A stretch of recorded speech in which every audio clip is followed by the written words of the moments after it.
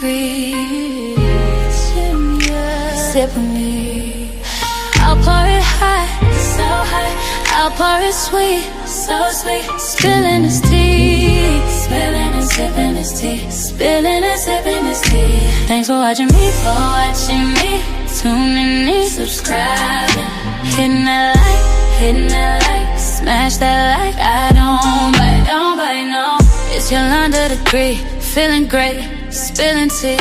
Have a seat and join me. Sip some tea, unwind with me. Let's grab a snack and talk some smack. I'm your girl, I got your back. I got the news, I got the views. I bet you can't wait, I know you can't wait to sip this tea. Sip this tea. Spilling this tea. Spilling and sipping this tea. Spilling and sipping this tea. Spilling this tea. Spilling and sipping this tea. Spilling this tea. Spilling and sipping this tea.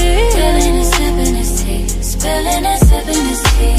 Thanks for watching me, tuning in, subscribing, hitting that like, smash that like. I don't bite, no. It's Yolanda degree, shining bright, set the stage.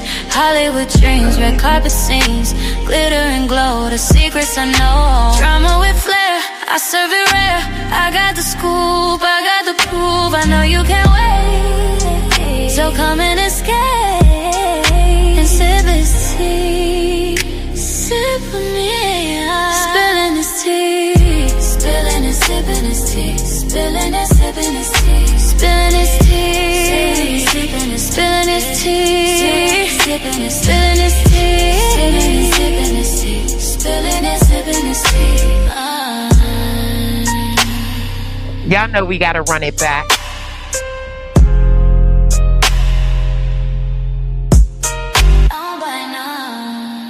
We're gonna run that back one more time. Get in here, Diamond Gang. We got a lot to go over. Let's go. Yolanda degree. Sip with me. I'll pour it hot, so hot. I'll pour it sweet, so sweet. Spilling this tea, spilling and sipping this tea, spilling and sipping this tea. Get in here, Diamond Gang. Let's go. Get in here, Diamond Gang. Subscribing, hitting that like, smash that like. I don't bite, no. It's Yolanda degree, feeling great, spilling tea. Have a seat and join me. Sip some tea, unwind with me. Let's grab a snack and talk some smack. I'm your girl, I got your back. I got the news, I got the views. I bet you can't wait, I know you can't wait to sip this tea. Sip this tea. Spilling this tea. Spilling and sipping this tea. Spilling and sipping this tea. Spilling this tea. Spilling and sipping this tea. Let's go, Diamond Gang. Get in here, Diamond Gang. Hit that like on the way in. Let's go. We got a lot to go over.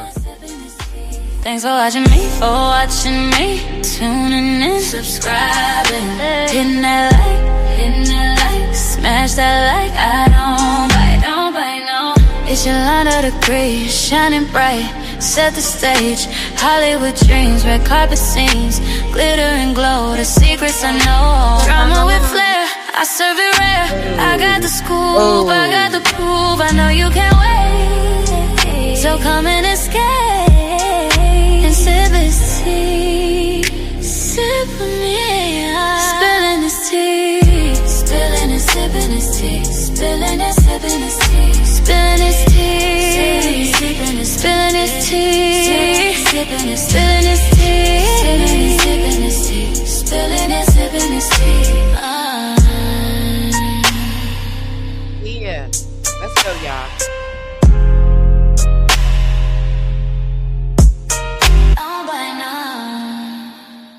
What's going on, Diamond Gang? I'm back like I never left. What's up? Hey, what's going on? Make sure y'all smash the like on y'all way in.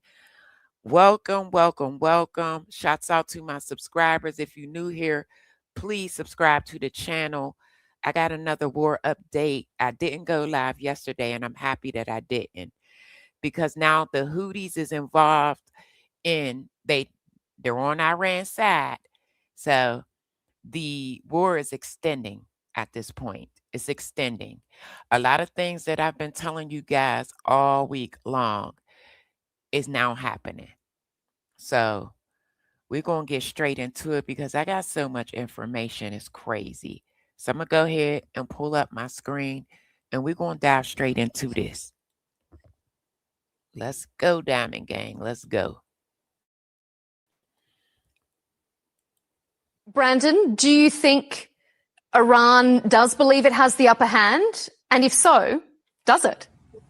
Well, unfortunately, I believe not only do they believe it, I think it's accurate right now. They have demonstrated, as I said previously on the show, they have demonstrated a remarkable command, the Iranians have, of Diamond Gang, I'm getting ready to show you guys how Israel is pulling us into this. Now Iran is saying that Israel got Trump by got him in a stronghold because of the Epstein files. Iran is literally putting that out there right now. There have been fatalities. There will be boots on the ground. Everything that I told you guys that was going to happen is happening. This strategy of theirs, which is to basically drag the United States and Israel and the Arab states through the ringer for as long as possible until depletion of critical stockpiles and until the Americans are basically crying uncle because the economy and political situation here is getting so bad. And let me tell you something, I live here. It's getting bad right now. And I'd like to also just give an inject here. The Royal United Services Institute of England, let me tell you something. What we need to do right now is get a hold of Israel. Israel, they do not want to stop, and they're keeping it going. Whose president 3 weeks ago called me an idiot when I warned about this, but now they're confirming what I said. Israel is now days, according to them, away from running out of the Arrow interceptors, and U.S. has burned through 40% of available THAAD stockpiles with just 3 weeks now remaining of those key systems. And that's under current tempo. That's not. This war is expected to be extended weeks now. Weeks. Just a couple of days ago, he said we were close to the end. That was a lie. If things begin to escalate, which it looks like they are, the Iranian strategy has been one of depletion. Yes, running out of weapons. This is crazy. That's why they went to Congress and asked for that $20 billion. Let's go. To depletion. And as I said from the beginning of this war, we vastly underestimated the enemy's or the Iranians' missile stockpiles, and we're paying the price for it now. And now it looks to me like neither Trump nor the Iranian leadership nor the Israeli leadership are on the same page. They're all making these maximalist demands. Nobody's very serious about talking. And so up the escalation ladder we go with a merry band of U.S. Marines and 82nd Airborne Rangers to reenact Gallipoli in the Strait of Hormuz. It's not going to end well. It feels like we're on the precipice. And when he say that, that is true. It's not going to end well. We are not on the same page, and we are fighting with with Israel. We're not even on the same page with them. Of the definition of the word quagmire. This administration's choice to relieve Russian oil sanctions has provided $10 billion to Russia's war machine. And the other one that's just, I am just amazed. So listen up, Diamond Gang. Removing sanctions off of Iran and Russia was insane because right now we are basically funding Iran and we're helping Russia assist Iran against us. Let's go. People's heads haven't exploded. Is in the middle of this war, the fact that the administration has taken the sanctions off of Iranian oil, 140 million barrels, I think it was, that were already in transit. That gets sold. That's $14 billion. Right. And not only that, that $14 billion, they were charging $2 million to pass through the straits. They have made their own toll. Let's go. To the Iranian regime, the very folks who are bombing us right now, we're now funding their efforts to take out American troops, Israel, and our Gulf allies. We kind of live in an Alice in Wonderland, up is down and down is up, but literally funding Iran and Russia. Somebody should have thought of that before he went into this war. The president never did address the nation. And let me tell you guys, he owed us. He never came to address the nation at all. At all. He didn't care. No. Should he? Yes. And I know it might not feel like it to many Americans. We are a nation at war. And we have not either been spoken to from the President of the United States. We have not been asked to sacrifice anything as a country.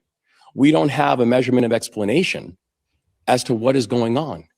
We are just simply asking a very small portion of our population to go on and take on this weight, while, by the way, we're asking the rest of the population to pay more in gas prices, to pay more in food prices. Diamond Gang, we as a whole deserve so much better. To be able to watch healthcare being pulled away and food security being pulled away without any understanding of how these things actually translate and are connected to one another. So no, the president of the United States owes it to the people of this country. If you are going to do this, if you're going to take on the most solemn choice as a president of the United States and as commander in chief, you owe it to the American people, and you owe it to these soldiers, these sailors, these airmen, these Marines, and their family members to explain what it is that we're doing and what it is that we're all asked to sacrifice. Period. We still don't have an answer to that. We are so caught up in what Israel want. It's ridiculous. We can't even get a hold of them to even be able to negotiate. They are unaliving all of their leaders. I told you guys the other day, the last person that would been able to get at a table with them and negotiate, Israel unalived Ali. They unalived Ali. Nobody in the Pentagon said, hey, we can't do this. Because if they close the Strait of Hormuz, there's no way we're going to be able to stop them from unclosing it. Well, everybody in the Pentagon said that. Yeah. Then why did we do it? Because Pete Hegseth came in and said, we won't have to do that. Pete, who is unqualified and was thrown out of the military, Diamond Gang. Let's go. The Israelis have told me that they're going to kill Khamenei on day one. Pay attention. The Israelis told him. Once again, here they go, manipulating. We're going to come in with the most massive air power ever seen. Is because we wanted to hit 1,000 points on the ground a day for a period of time to create the impression of American invincibility. And the Iranians quit. And that way we don't have to do any of this. Just so you understand, one of those 1,000 points was a girls' school that should never have been struck. Yeah, I know. We struck hospitals, the whole thing. This is the most criminally minded war plan. All right, down. Secretary of Defense, and you're required by, we have a law of warfare act. If you violate the Geneva Conventions grossly, there's a death penalty. Hegseth came in and said, I'm doing away with all the rules. I'm disbanding that unit. We're going to disregard the law of warfare manual. We want increased lethality. And so when he said we're going to put 1,000 bombs on 1,000 targets a day, he was saying, I don't care what you kill. We kill things and break things, he said. That's what we do. There was intent, criminal intent from the very start. So this was. So from the gate, they said, the hell with the rules, the hell with the laws. We're going to do what we want to do. Criminal and incompetent. What I don't understand is why the JCS didn't resign en masse. This is a leadership failure on the part of the most senior military officers. And now they're in a situation where they're going to have to try and do something they know they can't do. If we send Marines across the beach and they die, people need to go to jail. Iran is not Venezuela. Iran is not Iraq. Iran is not Libya.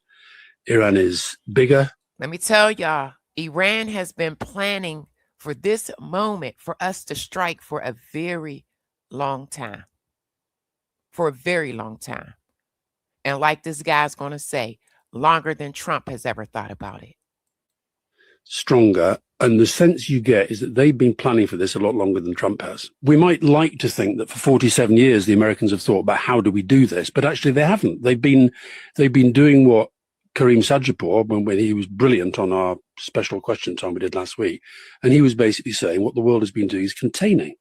Iran has been contained. It's not been great. It's not been perfect for the Iranian people, but that's been what they've been doing. What Trump has done with Netanyahu's support and active encouragement, because Netanyahu is... Again, this is the one. He is the one. He is in Trump's ear. Wanted to do this forever, is he's provoked a conflict over which now nobody seems to have much control, least of all him. So for him to come out as he did, when he came out and said that thing, if you do that, I'm going to go after all your energy infrastructure, it shows you two things. There wasn't even any debate, so far as I could see, about, well, would that be a war crime? Do you really want to commit war crimes and signal that's what you're doing? And then what did the Iranians say? If you do that, then we know where those desalination plants are. We can literally make things even worse for you regarding your oil price with the production that's going on. Look, we could be wrong, but I think this is going to be an absolute case study. And I believe it too. I told you guys the other day, this war is going to go down in history for real. Through history of how hubris and ego and lack of foresight and mixed messaging leads you further and further into a terrible, terrible place. And I think that's what he said it better than I could ever say it. Ego, lack of intelligence. This is why we're where we are right now. Where Trump is right now. We have a deep-seated interest in making sure there's as much Iranian oil out in global markets as possible. The U.S. cannot afford to bomb Iran's oil sites, period. Possible. You remember when President Trump said that we bombed Kharg Island, he emphasized very clearly that he only hit military targets. Why did he do that? Because he understands, again, you have to get that Iranian oil and you have to get that Russian oil. You have to get all the oil you can out into global markets. So this tells you that we cannot go after Iranian oil and wreck their energy. This is why we stuck in this decision that we are right now. We cannot. There will definitely be boots on the ground. And let me tell y'all, Iran sent out a warning and said as soon as them troops hit the ground, they are waiting for them. They said some evil things. So if you have a son, daughter, husband, wife in the military, I am praying for them. Infrastructure. And that means the Iranians have huge leverage over us. And the longer this goes on, when you think about the consequences for the world's food supply of all these fertilizers not making it through the... Iran said they're going to set them ablaze when they touch down. When these troops hit boots on the ground, Iran said they're going to set them ablaze. This is insane.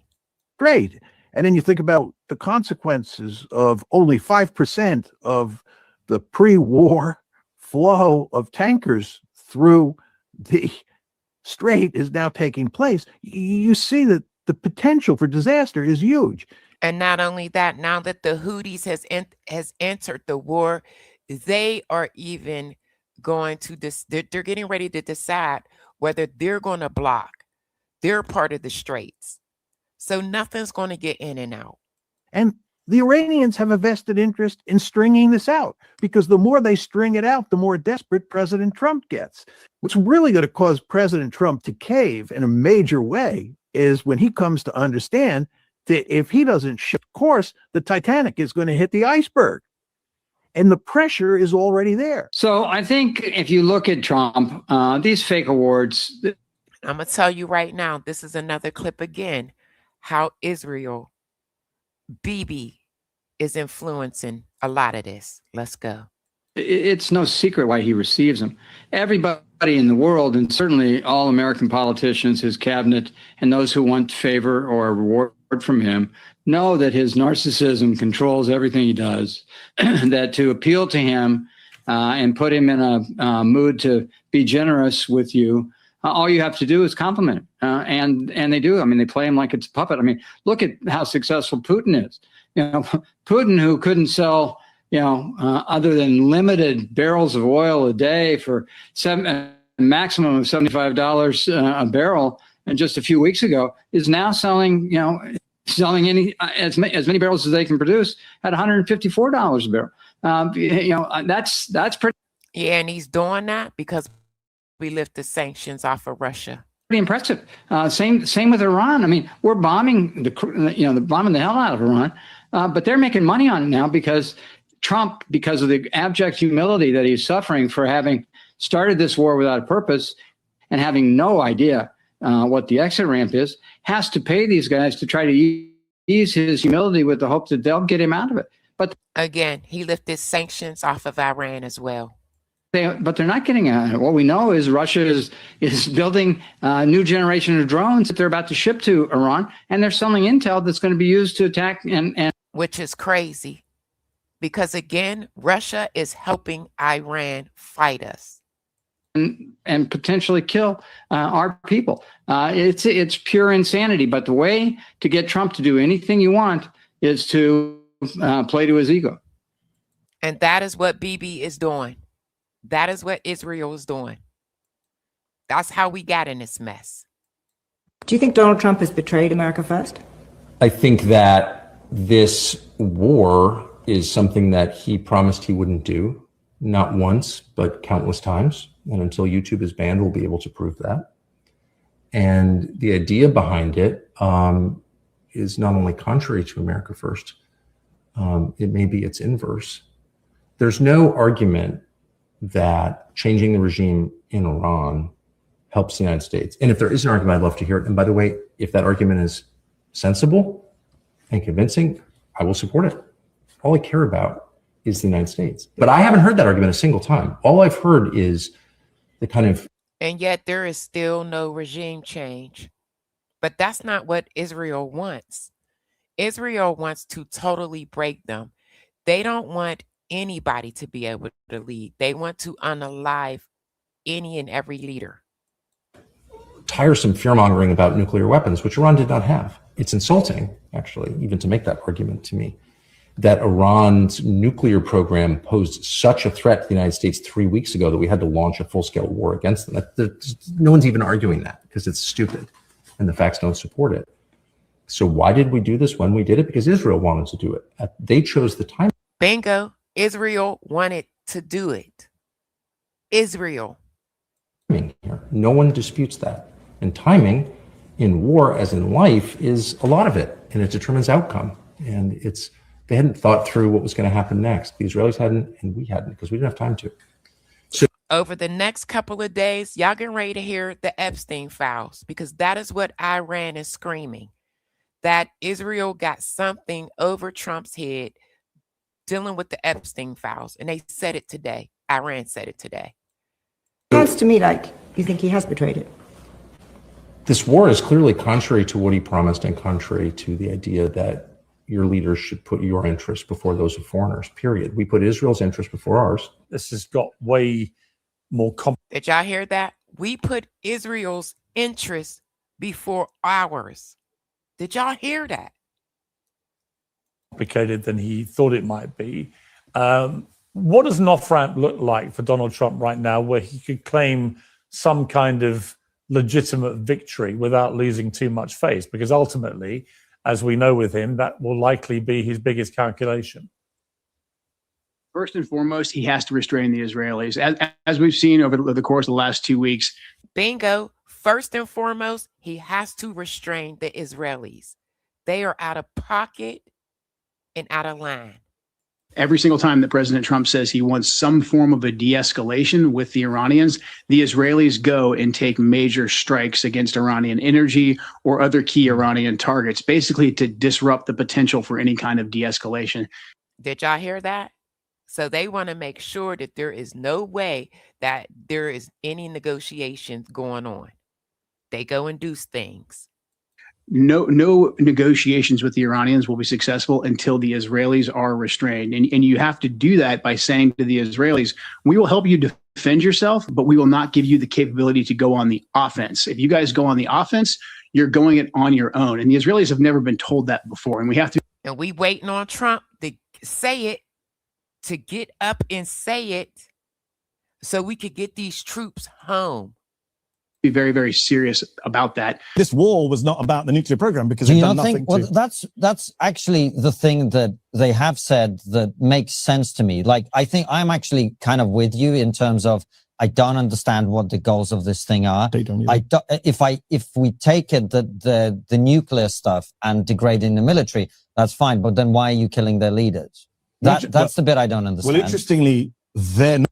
James, I'm not being led by anyone. And I'm not definitely being led by your lying president. So if you don't like what's going on, exit. Exit. Exit stage left. There's a billion people on YouTube. Exit. Today, it's a no-nonsense day because this is serious. Not killing their leaders, right? They killed Khamenei, but the Israelis are doing much of the killing. They've killed the intelligence minister. They killed Ali Larijani. Now, let's just deal with what Israel wants, because what Israel wants is pretty clear to anyone watching. They want... Again, what Israel wants. That's who's leading everything right now. An unstable, weakened Iran that doesn't pose a threat to them. They don't care if it's a democracy. They don't care if it's a dictatorship. They don't care if it's civil war. They just want Iran off the table. Right. And therefore, they're killing people who might do a deal with Trump. They've done this before. That part. I told you guys a couple of days ago. They unalived their Air Force commander, Ali. He would have been the one to negotiate, but he's gone. Thanks to Israel. They told Israel, you got to take a chill, because their next target was their prime minister.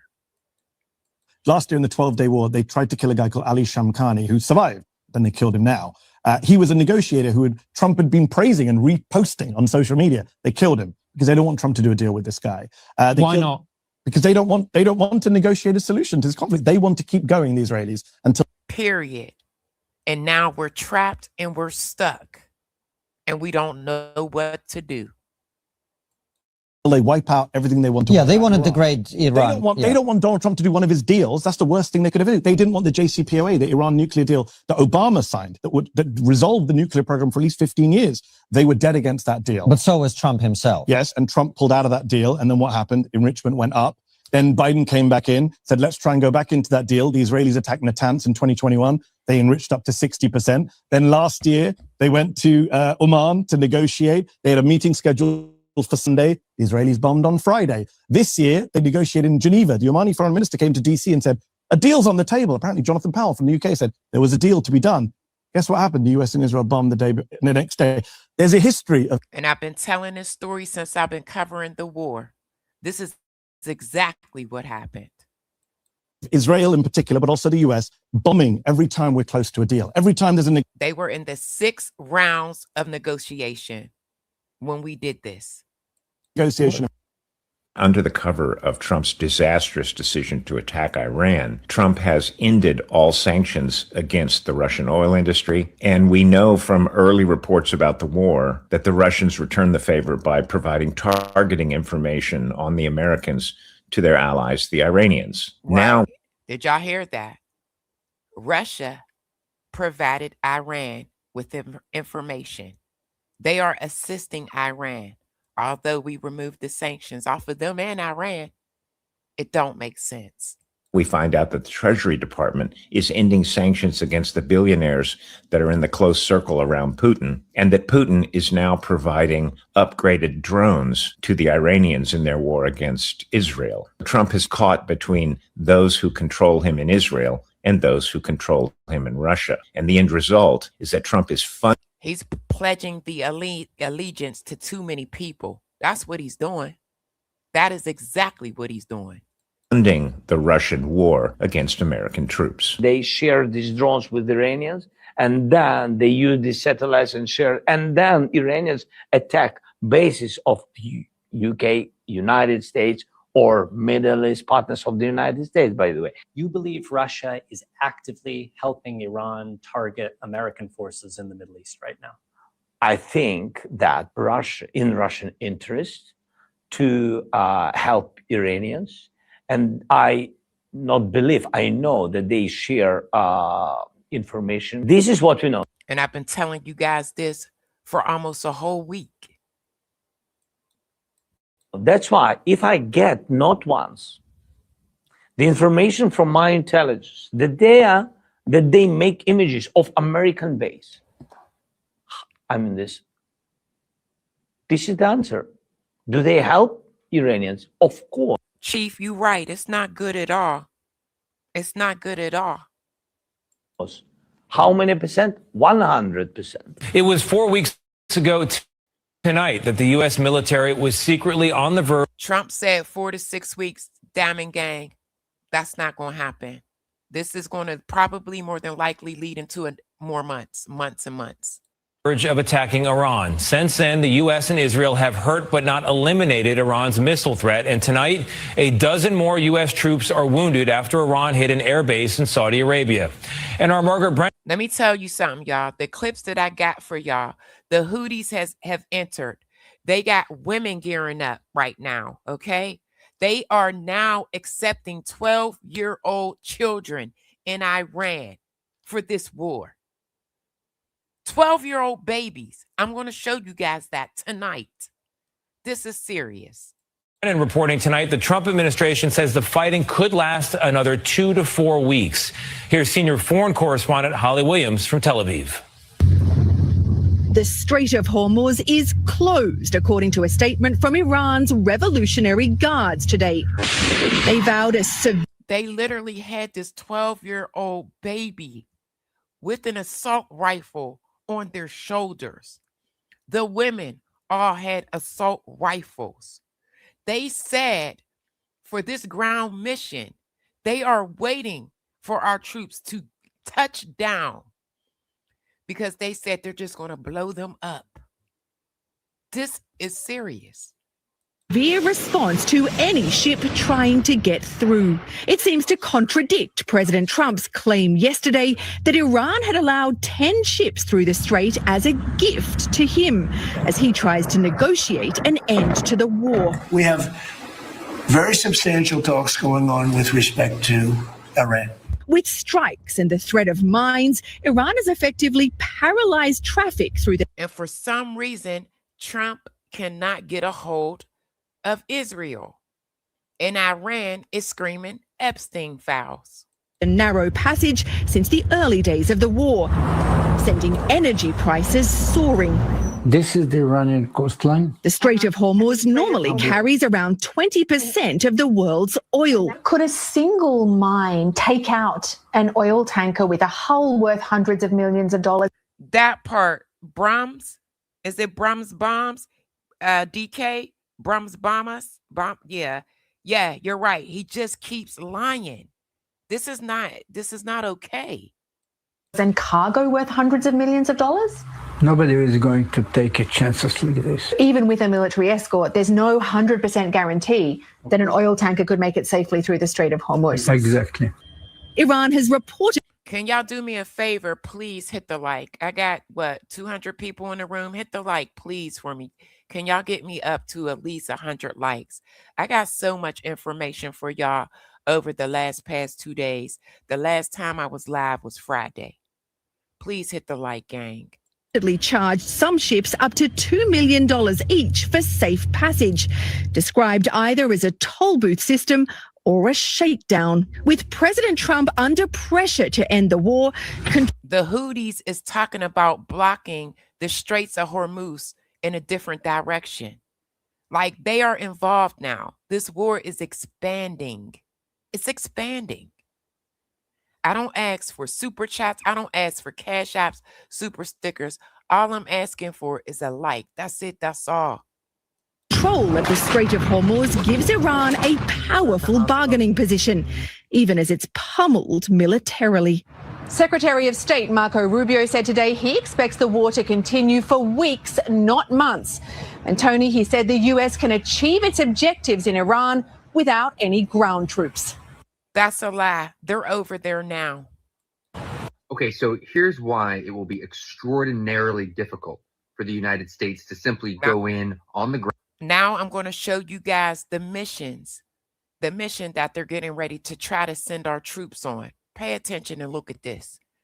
And you're going to see what they're facing. Ground and seize Iran's stockpile of highly enriched uranium. The first reason is distance. Most of this highly enriched uranium is buried underground at a place called Esfahan, and there are other nuclear sites where more of the uranium potentially is, places called Natanz and Fordo, and all of these sites are deep in the middle of Iran, literally buried under mountains. These sites are about 1,000 miles from the Arabian Sea. If there's going to be any kind of raid that leaves from ships. They're also about 300 miles from Kuwait. And let me tell y'all, if this is the mission, it's going to be longer than an extended 4 to 6 weeks. These missions can take months. In Iraq. So no matter how you cut it, it's a long way to go to mount a special operations raid. The second reason is that because of the strikes that the United States conducted back in June of 2025, not only is the highly enriched uranium underground, but it's buried potentially under a great deal of rubble. So it's unclear how much digging and breaching and otherwise difficult work is going to be required even to get to the stuff in the first place before you even decide, are you blowing it in place? Are you carrying it out? All these other considerations you have to. To carry it out, they would have to repackage it. So this is not nothing easy.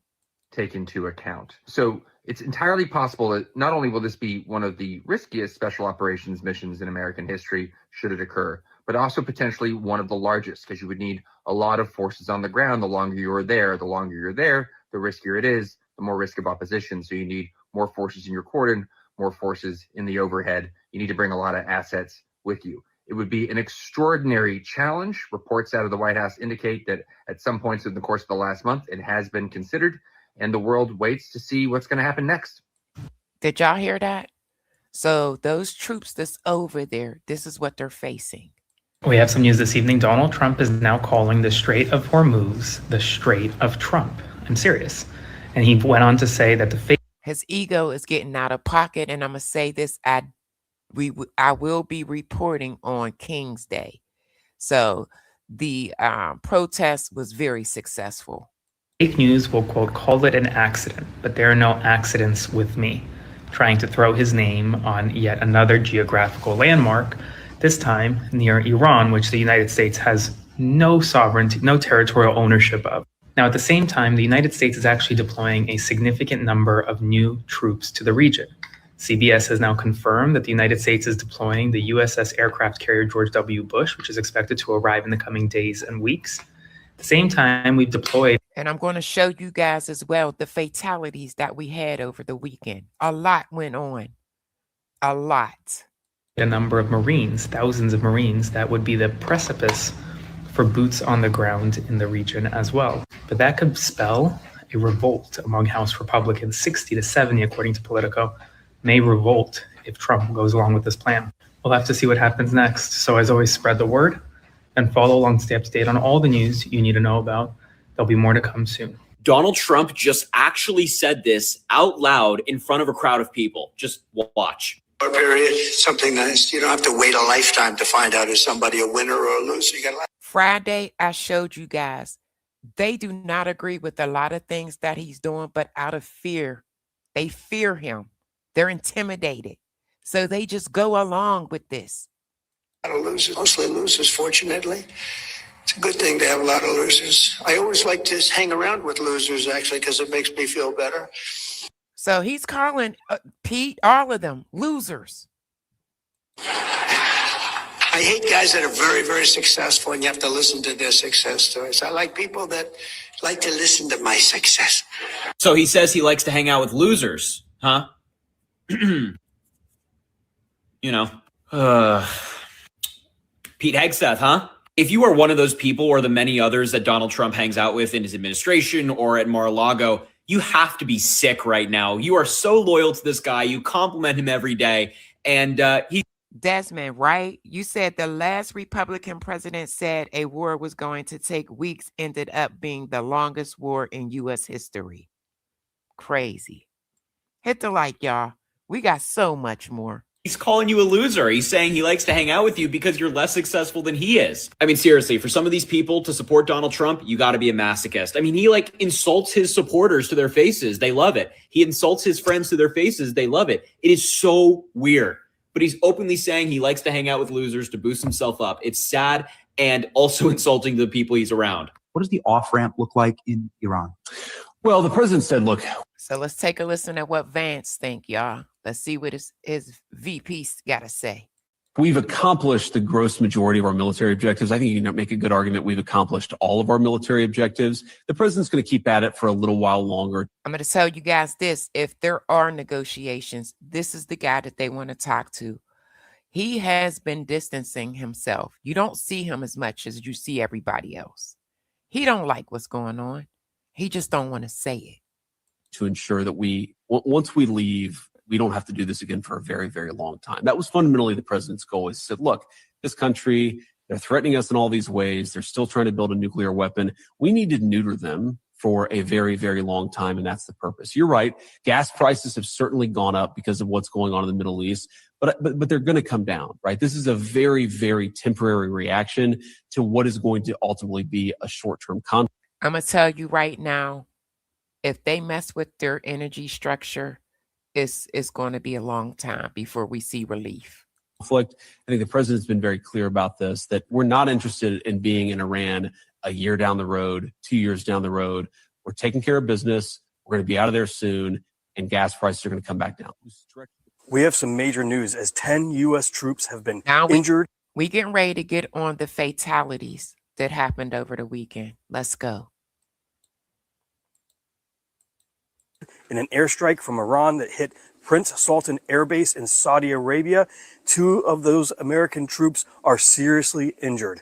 And this comes as Trump continues to say the war is going well and that the U.S. has air superiority and that they've taken out all of Iran's rocket launchers. Well, that doesn't appear to be so because they just launched a massive barrage overnight there at Tehran, cluster munitions, and then they just struck this air base in Saudi Arabia, where a lot of our troops were. And they also damaged several refueling aircraft that were U.S. aircraft. So guys, this war is ratcheting up, not slowing down. And Trump is saying one thing, but the reality on the ground is something completely different. That gets proven every day, that what he's saying is not true. And what we see on the ground tells the real story. And we have to just rely on that. We can't listen to any. And these is the stories that he get mad about that gets out. He feels like it's putting fear into us. No, those lies. When you lie, that's putting fear. Anything that he's saying, because it doesn't make any sense when we see what's actually happening. Let me know what you think about this in the comments. Like, share, spread the word, follow, subscribe, and I'll see you back here for the 411. 10 American service members were injured yesterday by an Iranian missile strike on a base in Saudi Arabia, according to U.S. officials.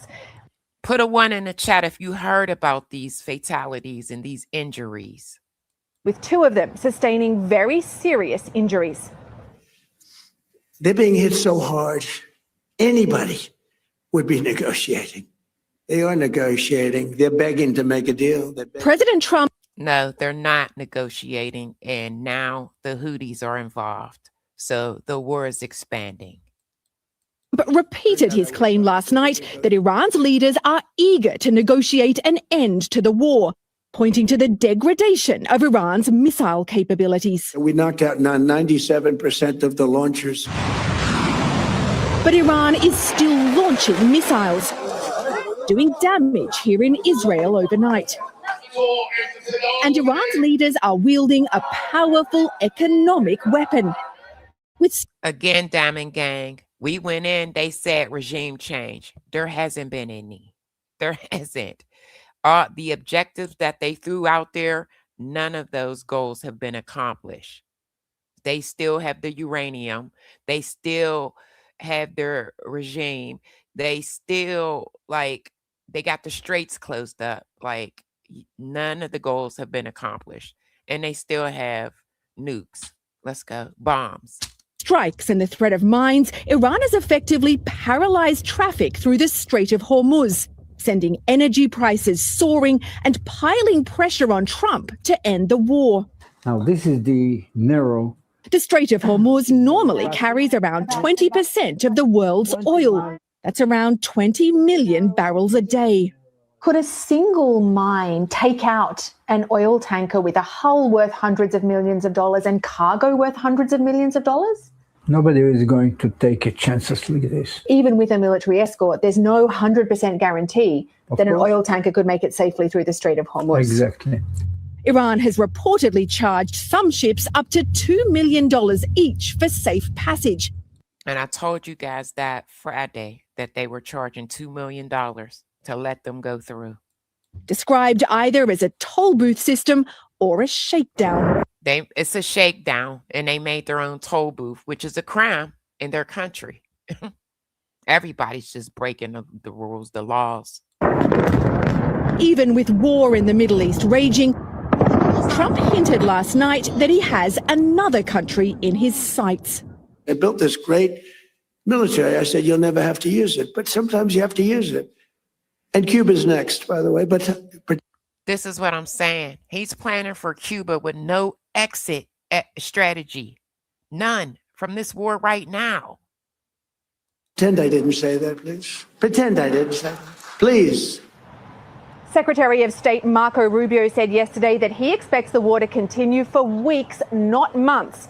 And he said the U.S. can achieve its goals in Iran without any ground troops. The IRGC claims a large number of U.S. Marines lost their lives in a surprise missile and drone attack that took place yesterday, and the Pentagon has yet to comment on this situation. Did y'all hear that? They're not going to comment on it. They're not. Trump do not want these stories to get out. They targeted U.S. troops stationed on an island in Kuwait, and in a video statement, an Iranian military spokesperson described the assault as part of what Tehran characterized as a broader campaign aimed at forcing U.S. forces out of the region. He said complete elimination of American soldiers from land of Muslims and framed the strike as retaliation for recent U.S. and Israeli attacks on Iranian nuclear and strategic infrastructure. They also claimed that Diamond Gang, please hit the like. Get me to 100 likes, Diamond Gang. I'm at 47. And I got more than 50 people in here. Please hit the like. 6 U.S. landing craft utility vessels were struck at Dubai's port of Al Shuyuk. The Wall Street Journal also confirmed this attack, citing U.S. and Saudi officials and saying that several U.S. service members were injured as a result. So more than one source confirmed this. Did you guys hear about this? I bet you didn't. I bet you didn't. Of it. And again, the Pentagon has not yet made a comment. This is a big deal because they didn't just use drones, they used a combination of ballistic and cruise missiles to specifically target U.S. tactical But remember, Trump said we got rid of all this. They don't have nothing. equipment. They're also claiming a large number of U.S. troops lost their lives as a result of this attack. I hope that's not true, but the fact the Pentagon hasn't yet made a comment makes me think of the worst case scenario. This is huge breaking news coming in. Iran just attacked the Prince Sultan Air Base, a key U.S. military hub in the region, with a huge amount of missiles and drones. In these strikes, Iranian missiles destroyed the several U.S. aircraft, including the Boeing E-3 Sentry, one of the USA's most rare and critical airborne early warning systems. Not only that, satellite images appear to show 3 U.S. KC-135 tankers also destroyed at Saudi base. According to Fox News, at least 15 U.S. service members are reported wounded, with 5 in serious condition, marking Did you guys hear about this? I bet you didn't. a significant escalation in direct strikes on American assets. This is a major blow to U.S. They said that they were going to strike. The Houthis said anything American, they're going to strike it. air operations. The E-3 Sentry helps detect threats and coordinate missions, while KC-135 tankers keep jets in the air longer. Damage to both means reduced surveillance, slower response times, and limited strike capability. This kind of attack shows a shift, not just targeting bases, but hitting the systems that keep U.S. air power running in the region. And if this trend continues, it could force the U.S. to rethink its entire air strategy in the Middle East. More news is coming, and I will keep you updated. Make sure to follow for latest updates. Breaking news. The IDF targeted and killed 2 journalists. Journalists was unalived. Like there was a lot going on in these past 2 days, y'all. This morning in South Lebanon, in the town of Jazin. They killed Ali Shoaib and Al Mayadeen journalist Fatima Fatouni. Did I mention this was targeted airstrike? They targeted this vehicle because Ali Shoaib worked for Al Manar, which is the media outlet owned by Hezbollah. Israel claims that Ali is a fighter, part of the elite Hezbollah Redwan forces. What's the proof? It's, trust me, bro. Then they Photoshop a photo of him in his press uniform. So Israel unalived him because they felt like they were in with Ali. Okay. Ali is now gone. Israel unalived him as well. And I told you guys earlier in this live stream, he would have been the one to go to the negotiation table. And then in a fighter uniform, which right there proves he's not a fighter because they have no photos of him in uniform. He's been a journalist for a very long time. He's constantly on the ground reporting, but this is expected of Israel. They did this for over 2 years in Gaza, and now they're... I keep telling y'all, Israel, we can't get a hold of them and contain them. They are doing what they want. doing it in South Lebanon. They also said the same thing about most of the journalists in Gaza. They were Hamas, always without providing any proof. Again, it was just to trust them. But for reference, Israel's killed 210 media workers and journalists in Gaza since October 7th.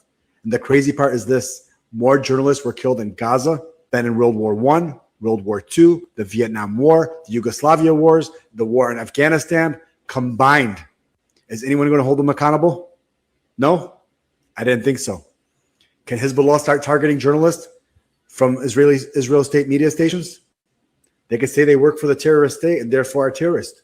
It's a sad day in South Lebanon today. I pray for all the journalists on the ground stay safe during this time. There is no telling who they will go after next. That part, they got a tough job. I'm going to conclude this video with a quote from Ali Shoaib. Our weapon is the camera. Our weapon is the image. Our weapon is the message. This is the weapon that perhaps has come to terrify the Israeli enemy. Just as missiles terrify them, and just as the resistance fighters terrify them. Strong words. It's day 29 of the Iran war. We're on the ground in the region, and there's a lot going on. Let's take you through what's been happening in the Middle East today. Here, we've watched Israeli jets heading towards the east as they begin their bombing runs. So this clip, or these are more, this is more footage of what was struck, who bombed who. It was a lot going on. In Iran, the Israel Defense Forces confirmed 50 planes conducted strikes on Iranian infrastructure in 3 regions this morning. The director of the International Atomic Energy Agency has issued a warning after a series of strikes near Iran's Bushehr nuclear power facility. He called for maximum military restraint. Iran has fired multiple volleys of missiles at Israel, with at least 1 person killed in Tel Aviv. So again, Israel again. Footage verified by Sky shows the moment a cluster munition hits a road in the city. Israel's Fire and Rescue Service says it's responded to 11 impact sites across the Tel Aviv metro area. In Lebanon, smoke rose over the capital Beirut after an Israeli strike hit the city overnight. At least 3 journalists working for Hezbollah-affiliated media have been killed in an attack on their car. So you see that? Those are the reporters. In the town of Jazin, we can see another journalist here picking up a colleague's flak jacket. He says 4 missiles were fired by a drone at the car and at the people who were trying to help them. أين الصحافة العالمية لترى ما تفعله إسرائيل من ارتكاب للمجازر بحق الصوت. So they were targeted, Diamond Gang. These journalists were targeted. الإعلامي ما هو المطلوب؟ هذه الدروع لا تحمي أحد. The attack has been widely condemned, including by the Lebanese president. Yemen's Houthis say they fired a missile at Israel overnight, the first time the Houthis tried it, and it was a misfire. Iran-backed group has directly entered the war. عملياتنا بعون الله تعالى سوف تستمر حتى تتحقق الأهداف المعلنة وكما جاء في البيان السابق للقوات المسلحة وحتى يتوقف. Diamond Gang, when you see these 12-year-old kids and these women gearing up, you're not going to believe it. العدوان على كافة جبهات المقاومة. Israel says the missile was intercepted, but the involvement of the Houthis broadens the geographical spread of this conflict. An official today said they were considering closing part of the Red Sea. Did y'all hear that? I told y'all in the beginning of this live, if they close part of that Red Sea, the straits, it's just gonna be crazy. Through which much of the world's trade typically passes. Iranian projectiles caused damage today in Abu Dhabi, Oman, and here at Kuwait's International Airport. The radar system was hit and a large fire erupted at the facility's fuel storage tanks. A total of 15 drones were launched at Kuwait. But that is their game plan, is to close part of the Red Sea. Kuwait, although no injuries have been reported. Yemen's Houthis have officially joined the war. Yemen's Houthis have launched. All right, we getting ready to get into who they are, what's going on with them.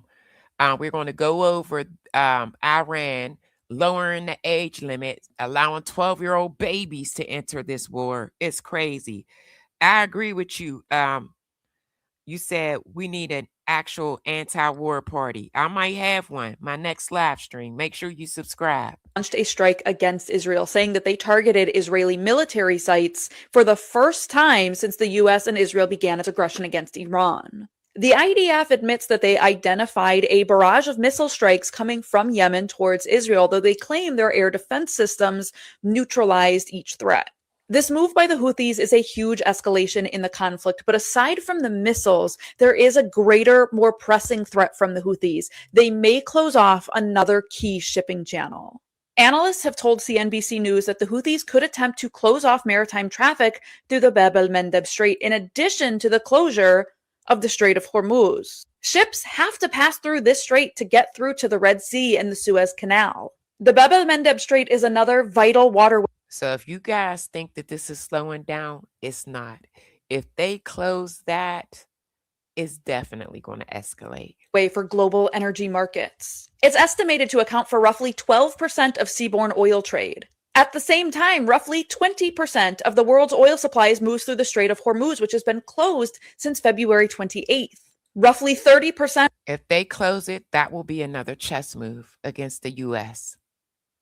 of the world's oil supply is about to be cut off. This is going to compound the global financial crisis and push oil prices likely over $150 a barrel. In the past month, shipping through the strait has increased tremendously. It's become an alternate route to get Middle Eastern oil to markets while Iran has the Strait of Hormuz closed. Saudi Arabia has actually been pumping crude oil through this pathway to circumvent the closure of the Strait of Hormuz. Their east-west pipeline has been pumping crude oil. Globally, it's going to be crazy. Everything's going to go up. To capacity to the Yanbu port. So the closure of the Bab el-Mandeb Strait means no more shipping routes through the Red Sea, no more access to Yanbu port. This is a nightmare scenario for the U.S. and its allies. I just said that. So get ready, Diamond Gang. If this happens, this is going to be ugly. Cutting off access to both of these straits will cripple energy trade to the U.S. and Europe. This is an absolute game changer that threatens to change the course of the war. Again, another chess move that we probably never thought would happen. We did not think this out. And not in the West's favor. Tonight, the Iran-backed militant group, the Houthis, in Yemen entered the widening conflict. They launched an unsuccessful missile attack on Israel. 2,500 American Marines arrived in the region today. They're on board with the USS Tripoli, along with 2,500 sailors. So they are over there, 2,500 of them. CBS's Holly Williams is in Tel Aviv with more on that part of the story. Holly. Good evening, Jerika. We have more American casualties in a war that's now a month old. 10 American service members were injured yesterday by an Iranian strike on a base in Saudi Arabia, according to U.S. officials. 2 of them very seriously. They are negotiating. They're begging to make a deal. President Diamond Gang, does this look like they're begging to make a deal? Does it? Put a 1 in the chat if you think so. Put a 2 in the chat if you like, hell no. Let's go.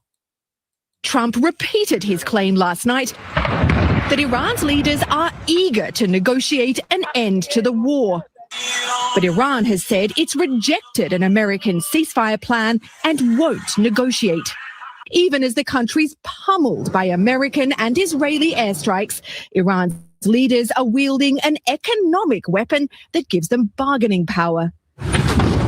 With strikes and the threat of mines, Iran has effectively paralyzed traffic through the Strait of Hormuz. If they close that part of the Red Sea, we are doomed.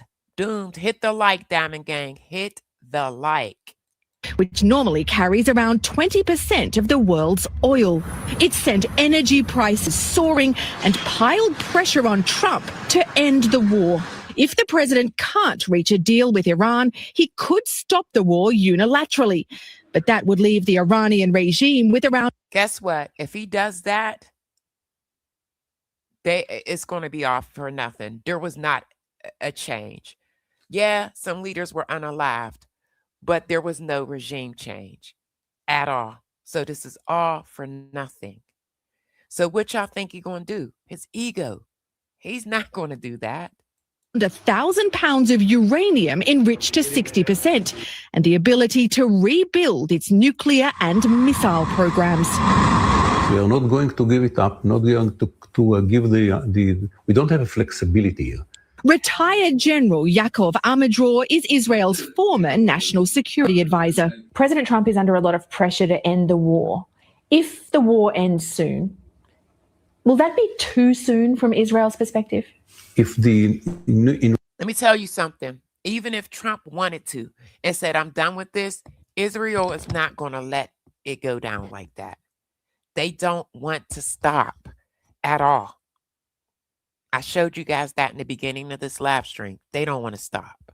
Rich uranium will not be taken out in the agreement that will be reached between the Americans and the Iranians. The answer is yes. Jerika, Germany's foreign minister said that he expects representatives from Iran and the US to meet for face-to-face talks in Pakistan in the very... They are there now. Right before I went live, I did get a clip of them getting off the plane. So hopefully something goes on. Near future. We have some major developments right now. Iran is now threatening strikes on United States institutions and universities, specifically on their campuses in the Middle East and in the Gulf. Here are the universities that you need to be aware of that Iran has threatened. So did you hear that? This war is expanding and amping up. There are no negotiations going on. None. There will be boots on the ground. Virginia Commonwealth University, also known as VCU, Weill Cornell Medical College, Cornell, Texas A&M, Carnegie Mellon, Georgetown, Northwestern, along with any other university in the Gulf and Middle East region, including those 6 that I just listed off that are located in Qatar's Education City, along with 3 in the United Arab Emirates, this according to the Wall Street Journal. This would obviously be a significant escalation if Iran were to strike American universities in the region. I will have more updates for you as always. That's what they're threatening, Diamond Gang. That is what they're threatening. So spread the word and follow along, stay up to date on all the news you need to know about.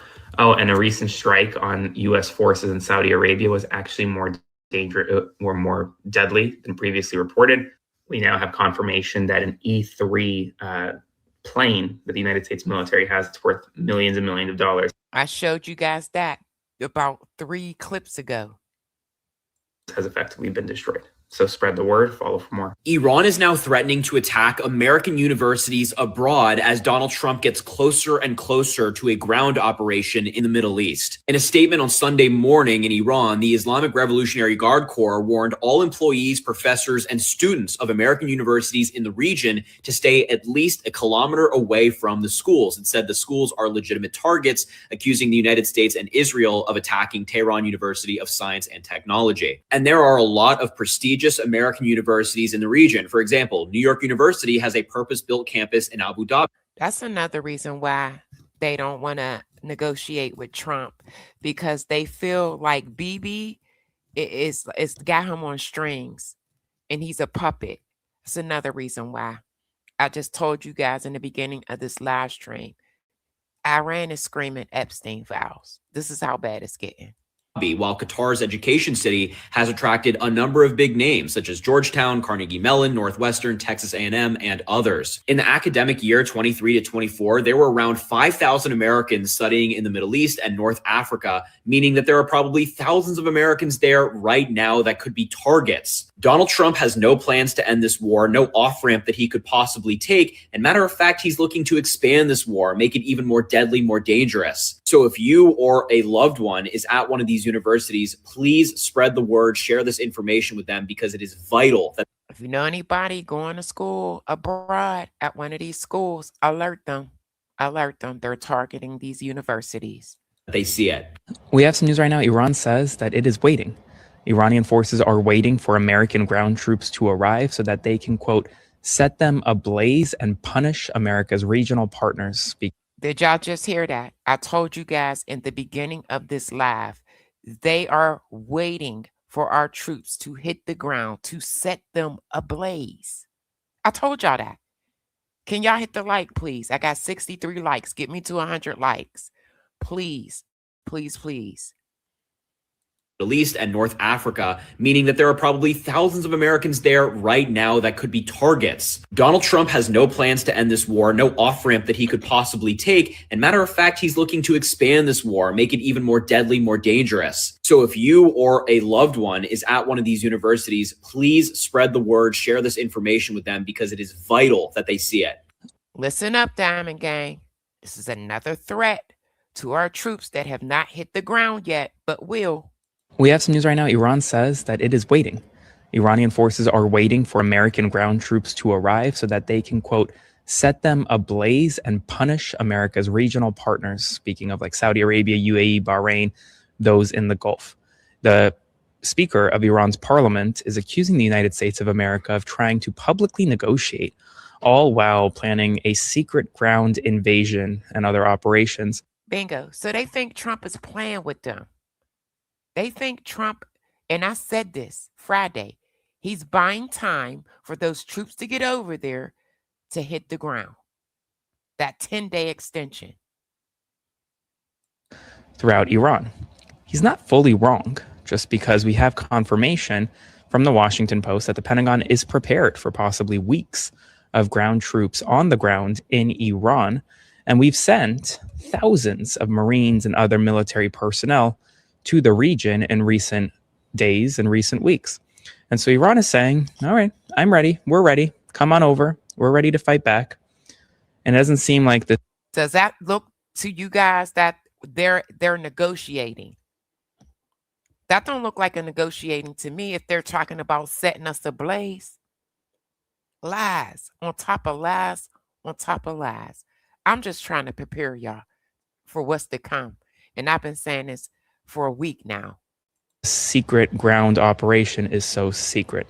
So spread the word. Follow along for all the news you need to know about. More to come. This is breaking news. Iran says if the United States begins ground operations inside of Iran, Iran is waiting for the arrival of American troops on the ground to set them on fire and punish their regional partners. Hit the like, Diamond Gang. I need y'all to hit the like. We got so much more information to cover. We didn't even get into the women that's gearing up with their assault rifles or the children. I need y'all to hit the like on this video. I spent all day composing this video for you guys and trying to keep you guys up to date with what is going on. You're going to get what's going on over here. No lies. I don't do lies. Forever.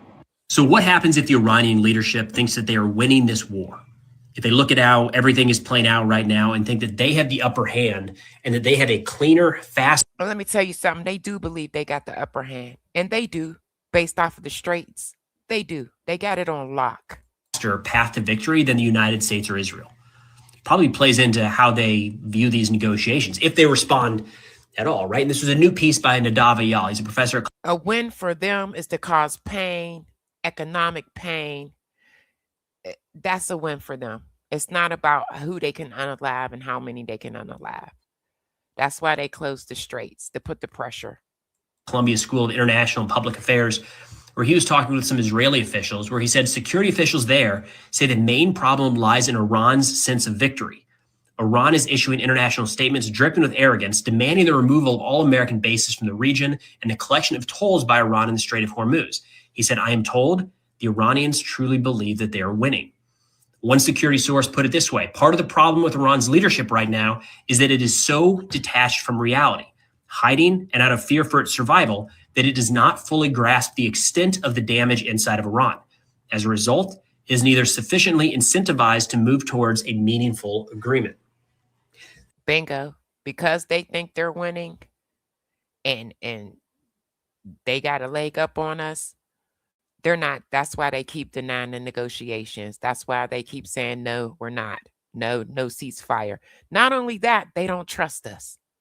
This is a tough one. We was in the 6th round of negotiations when we hit them. So, yeah. Let's go.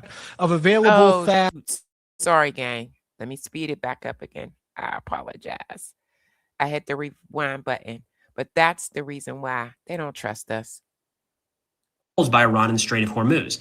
He said, I am told the Iranians truly believe that they are winning. One security source put it this way: part of the problem with Iran's leadership right now is that it is so detached from reality, hiding and out of fear for its survival, that it does not fully grasp the extent of the damage inside of Iran. As a result, it is neither sufficiently incentivized to move towards a meaningful agreement. This is a tough one, right? If they genuinely think they're winning, they're not going to give up anything anytime soon or even come to the negotiating table.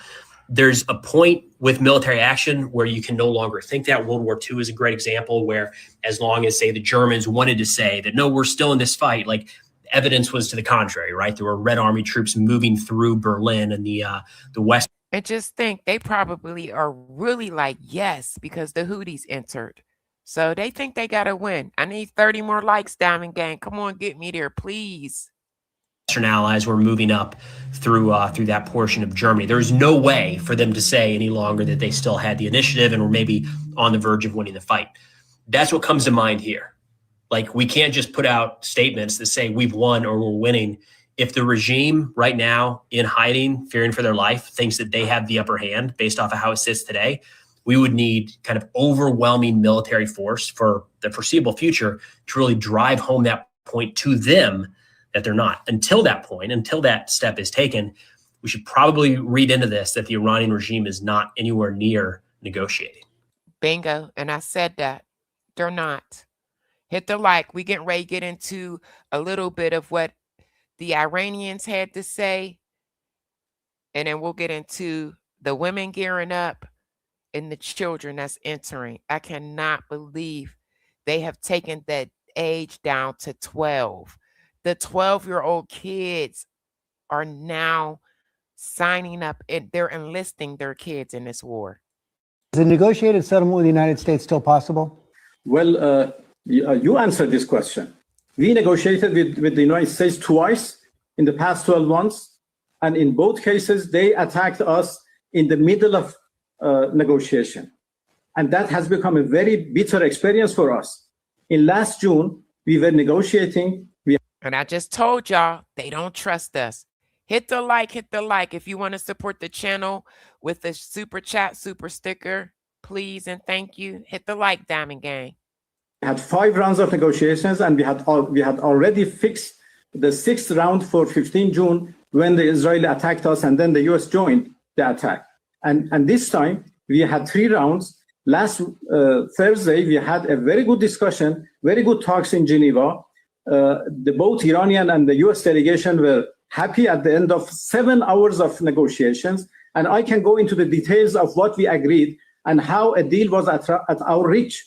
And when we concluded, the Omani foreign minister, who was the impartial intermediator between us. Listen, the guy talking right here, they actually had him on the list, the hit list, after they caught, I can't say that word, unalived. I got to say unalived. After they unalived Ali, they were coming for him.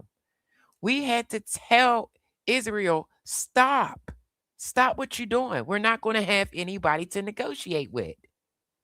He concluded by saying in his post that we made significant progress this time. We were able to come to a good understanding on. And they did. At this 6th round of negotiations, Iran had agreed to dilute their uranium. They had agreed to do that. And we said, they're going to make a bomb. They're going to make a nuke. And we struck. Some of our differences, some other differences were left for the next meeting, and we decided to go for Vienna, to send our technical teams to Vienna on Monday, which means tomorrow, to go to the IAEA, and with the help of the International Atomic Energy Organization, try to find technical solutions for the political problems. And we both believed, the both delegations believed that this is possible. So a deal was at our reach, and we left Geneva. He said a deal was at our reach. Diamond Gang, this is a shame that I got to rely on this man's story because I can't trust what Trump say. He keep lying.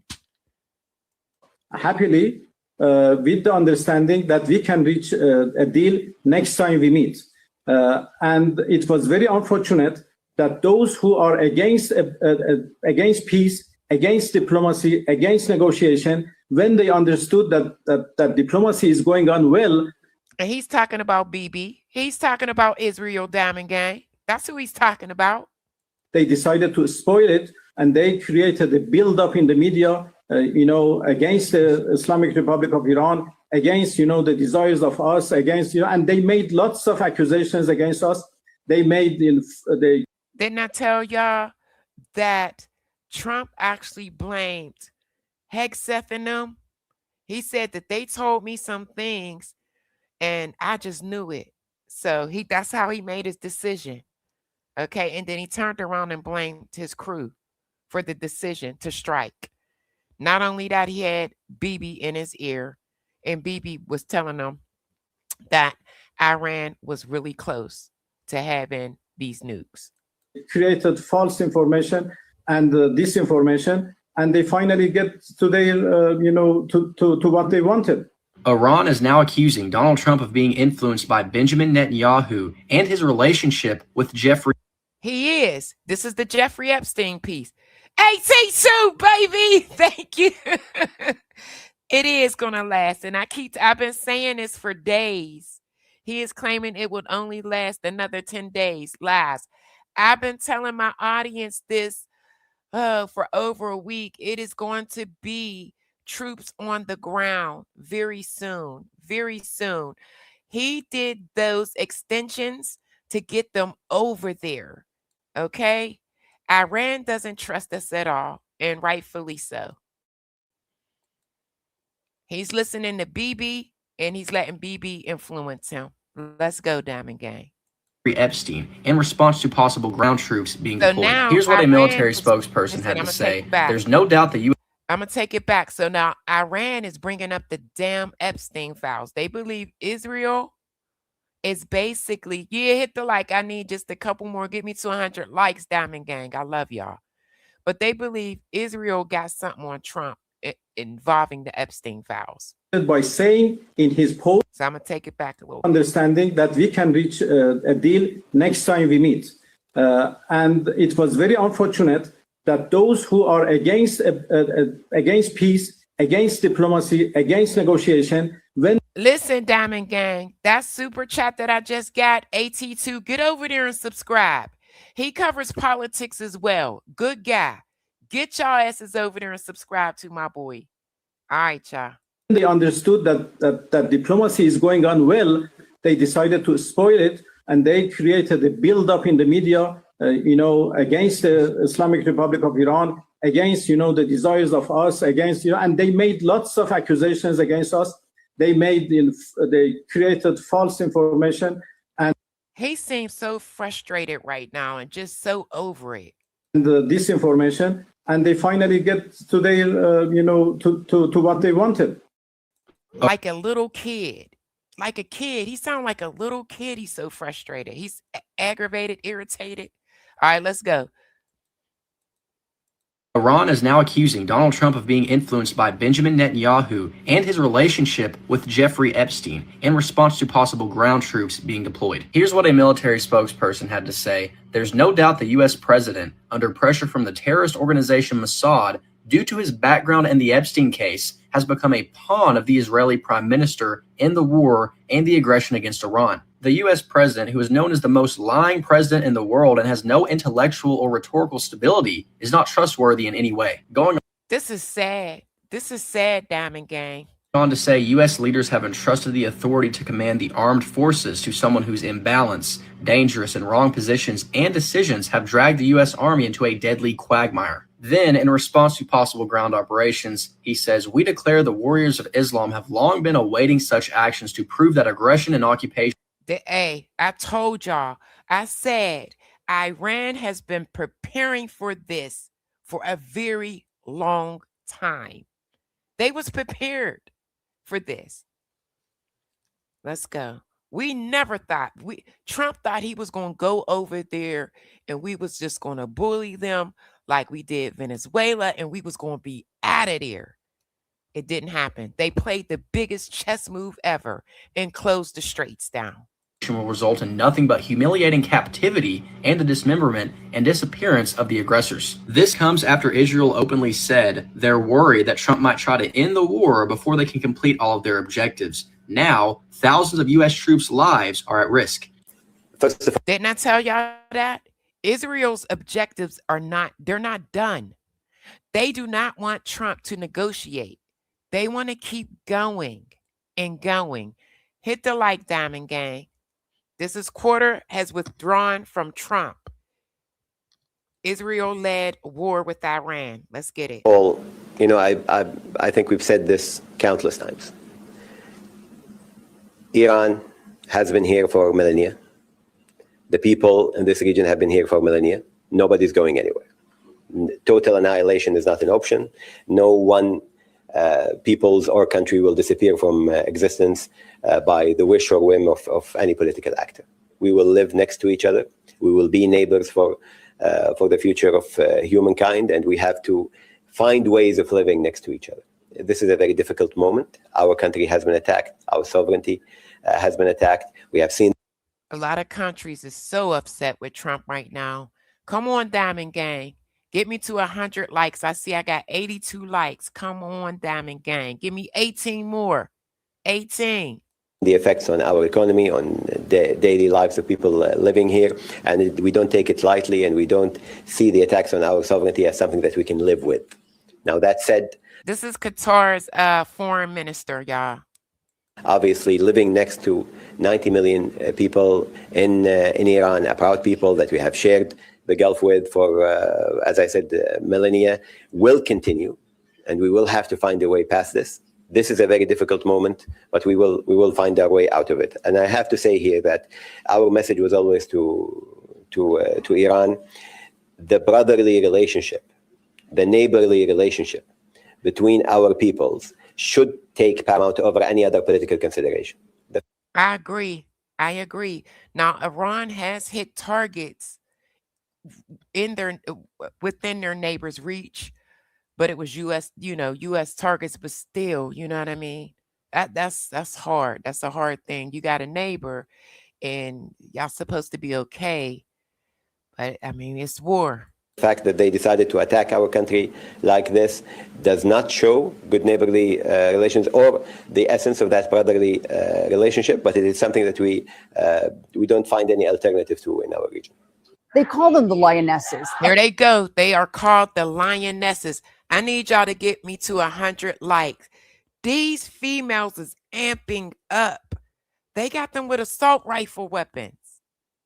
Hit the like, Diamond Gang. Let's go. And they're ready for American troops, they say. This is the sort of propaganda the Iranian regime has been rolling out on state media. This is crazy, y'all. They literally got these females amped up, Diamond Gang, the lionesses. Next, I'm going to show you guys the babies, the 12-year-old babies that's enlisting. Shared the Gulf with for, as I said, millennia, will continue. And we will have to find a way past this. This is a very difficult moment, but we will find our way out of it. And I have to say here that our message was always to Iran, the brotherly relationship, the neighborly relationship between our peoples should take paramount over any other political consideration. The fact that they decided to attack our country like this does not show good neighborly relations or the essence of that brotherly relationship, but it is something that we I know that's right. I can't wait to get to the comment sections to read your comments. I cannot wait. Find any alternative to in our region. They call them the Lionesses, and they're ready for American troops, they say.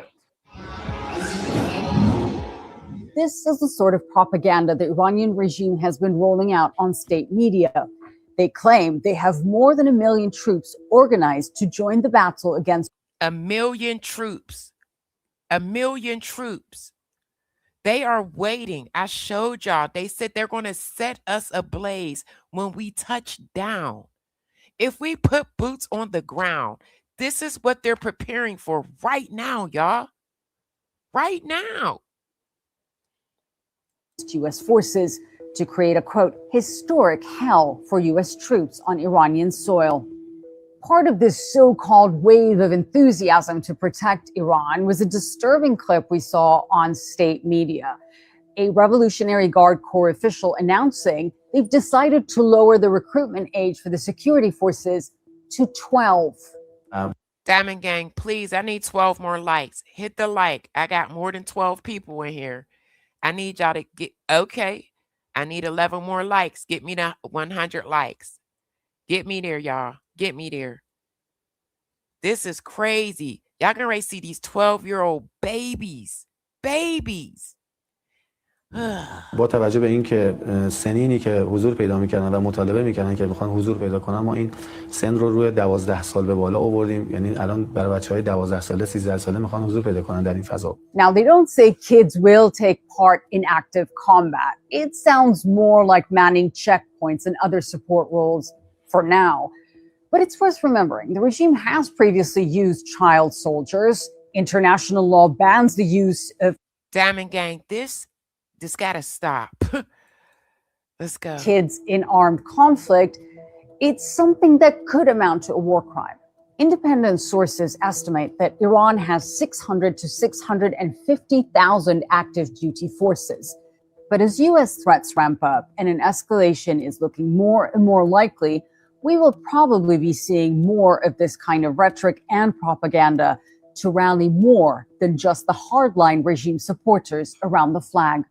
Right, so the Houthis have now joined the war in the Middle East on the side of Iran after firing a couple missiles earlier today at Israel. My understanding is Israel intercepted both of those missiles, but this adds some pretty significant complexity to the war. In fact, let's... Yes, a lot. I just told you guys. You've seen in the previous clips, they trying to close part of the Red Sea off. Let's go. Pull up a map to show you what I'm talking about. All right, so here we go. Iran up here on the northern portion of the screen. We've got the Persian Gulf, the Strait of Hormuz right here that is now effectively shut down. Yemen down here to the southwest. So what they did earlier was fire a couple missiles at Israel. This now means the very... Can y'all see that? Least that Israel, Saudi Arabia, and the UAE now have to be aware of missiles coming not just from Iran, but from Yemen. So they're going to have to redirect some of their air defense assets to make sure they're protecting from this region here. Now, Saudi Arabia just earlier today announced that they'd set up a new pipeline moving west. It's because they can't get oil out through the Persian Gulf. Now they're going to try to get it out through... Look, they're doing that now, but they won't be able to do it if them Yemen's shut part of the Red Sea down. Let's go. The Red Sea, that is now at risk of the Houthis hitting this pipeline running across the country. Pretty soft target. Of course, we've got the Bab el-Mandeb Strait down here, even more narrow than the Strait of Hormuz. This is the area that the Houthis effectively shut off a couple different times. One, by striking commercial and military vessels, but also just the threat of doing so really depressed shipping through the Red Sea. So to give you an idea of the leverage that the Houthis have right now, should they decide to take action and shut down this strait, this will be another chess move. If they do this, this is going to be another chess move. Globally, it's going to crush. It's going to crush us and everybody else. You're talking about nothing getting out of the Persian Gulf and then nothing moving through the Red Sea. We're going to zoom out here. You got to go a ways. I mean, you're talking about ships now having to go all the way around Africa to maneuver anywhere in this general vicinity. So we are kind of dangerously close to that scenario with the Houthis now entering the fight on the side of Iran. فإن القوات المسلحة اليمنية بعون الله تعالى. So Diamond Gang, this is getting ready to get so serious. So serious. And like AT2 said, this is not going to be a couple of weeks. It's sad, and I'm hoping this won't be a forever war, but it's looking like it. وبالتوكل عليه. The concern from the start of this war was, would it expand to more fronts? It already has in Lebanon, with Israel expanding operations there. And now we have another front with the Houthis based in Yemen entering the war and launching a missile today towards Israel. The question is, will the Houthis begin to target shipping traffic inside the Red Sea again? They've done that before. If they do it again, that will then cut off two key waterways in this region, not just the Strait of Hormuz, where much shipping goes through, but also crucially the Red Sea. We have breaking news this evening. According to the Washington Post, the United States Pentagon is preparing for a weeks-long ground effort in Iraq. Did y'all hear that? Now, the more we get into this, the later these clips are. I started out with Friday evening, Saturday morning. So if you guys think that there's not, let me get 5 more likes, y'all. Please. I'm asking for 5 more likes. Please and thank you. Get me to 100 likes. I'll be so happy. But it's going to happen. Trump doesn't have any other options. He don't. In Israel, like I said, he cannot contain them for some odd reason. Iran. This is the clearest signal yet that boots on the ground will be put down. It's not clear. Probably they haven't been put down just yet. But we have enough military firepower in the region, with thousands of Marines being sent over the past week and more, to now get to a point where the Pentagon is preparing for having multiple weeks of ground operations in Iran. Now, and I told you guys, this is not going to be easy. It's not going to be simple. There will be fatalities. This mission is damn near mission impossible. They have mines planted all around there. You guys heard the threat. Yo, you guys heard it here. Post is confirming that this isn't going to be a full-scale ground invasion of Iran, but rather targeted ground operations, including special forces missions, combat infantry, and more. But nevertheless, this is about to enter a very new and dangerous phase in the war against Iran. And despite... Very dangerous. They said they're waiting for us to touch down. I need 2 more likes, y'all. Come on. Trump saying that we're negotiating, Iran's coming to the table, the United States wants to negotiate, all of which Iran has repeatedly denied publicly. We're now looking to possibly have boots on the ground soon. This man lied and lied and lied. His approval rating is down so bad. He's down bad. Follow for more. The No Kings protest today is off. Now we get ready to get into the No Kings protest. And then once we go over that, which the No Kings protest was very successful, we're going to get into a little bit of them hacking Betrayal, and then we'll end it with Pete Hegseth, him denying promotions, and then I'll go straight to the comments section. I can't wait to read you guys' comments. The charts. Let's take a look. Philadelphia, Pennsylvania. Atlanta, Georgia. Boise, Idaho. London, England. This is sad. This is just how much he's not liked. Washington, D.C. Are you protesting today? Watch again. Okay, it is No Kings Day. Millions of people protesting across the country, but the people that are here protesting carry a bit more weight. That's because we are a couple miles away. If you went out to protest, put a 1 in the chat.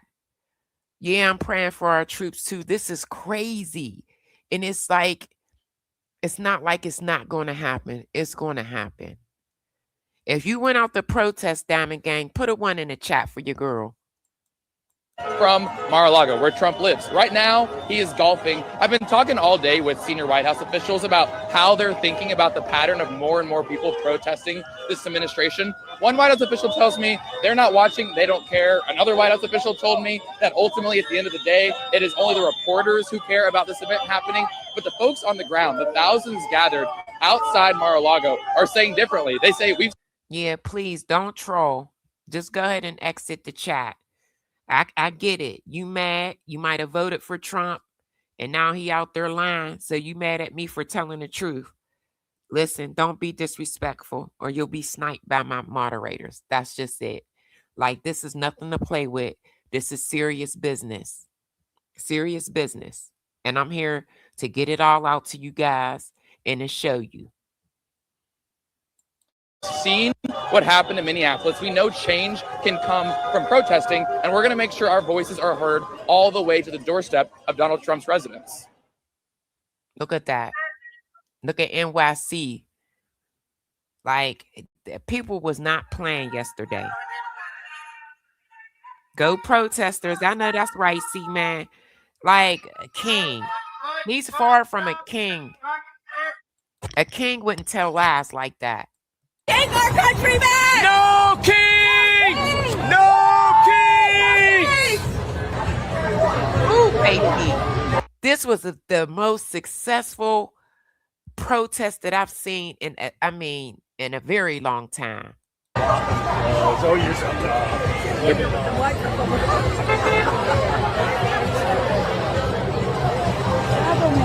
It's over. I'm just going to tell y'all that right now. Democrats is on their way in. So y'all better get ready for those that ain't cool with that.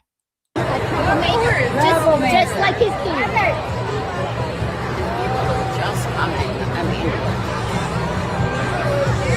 See, Trump thought he was going to go in like he did Venezuela. It was going to be a success story and everybody was going to praise and love him. Wrong.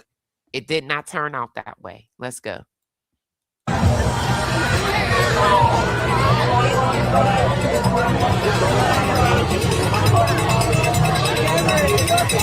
I know. Yes, I know. It's deluded.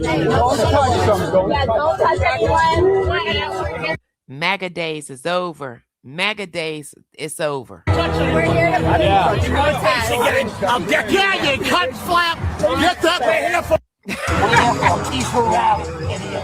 We're not here They so mad and angry. They are so mad and angry. for a fight. Do not come over here and put that horn in my face again. What are you got? Stupid. What do I got? You guys should be embarrassed for this. Embarrassing. Yeah, you bunch of clowns. He's a Trump supporter. He's angry. Yeah, man. I got a bunch of stock in Lockheed Martin. I'm making. Here's the problem. Believe you have a master's degree. All right, Hey, man. The ones that still supporting Trump is down there harassing people. They are bitter.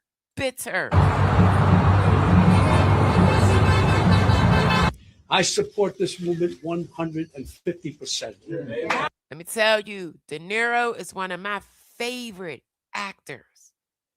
He was hand in hand with the people. It's time to say no to kings. It's time to say no to Donald Trump. We've had enough. Yep. No King Trump. No unnecessary wars that rob our resources, sacrifice our brave servicemen and women, and slaughter innocents. No corrupt leader enriching himself and the Epstein class buddies.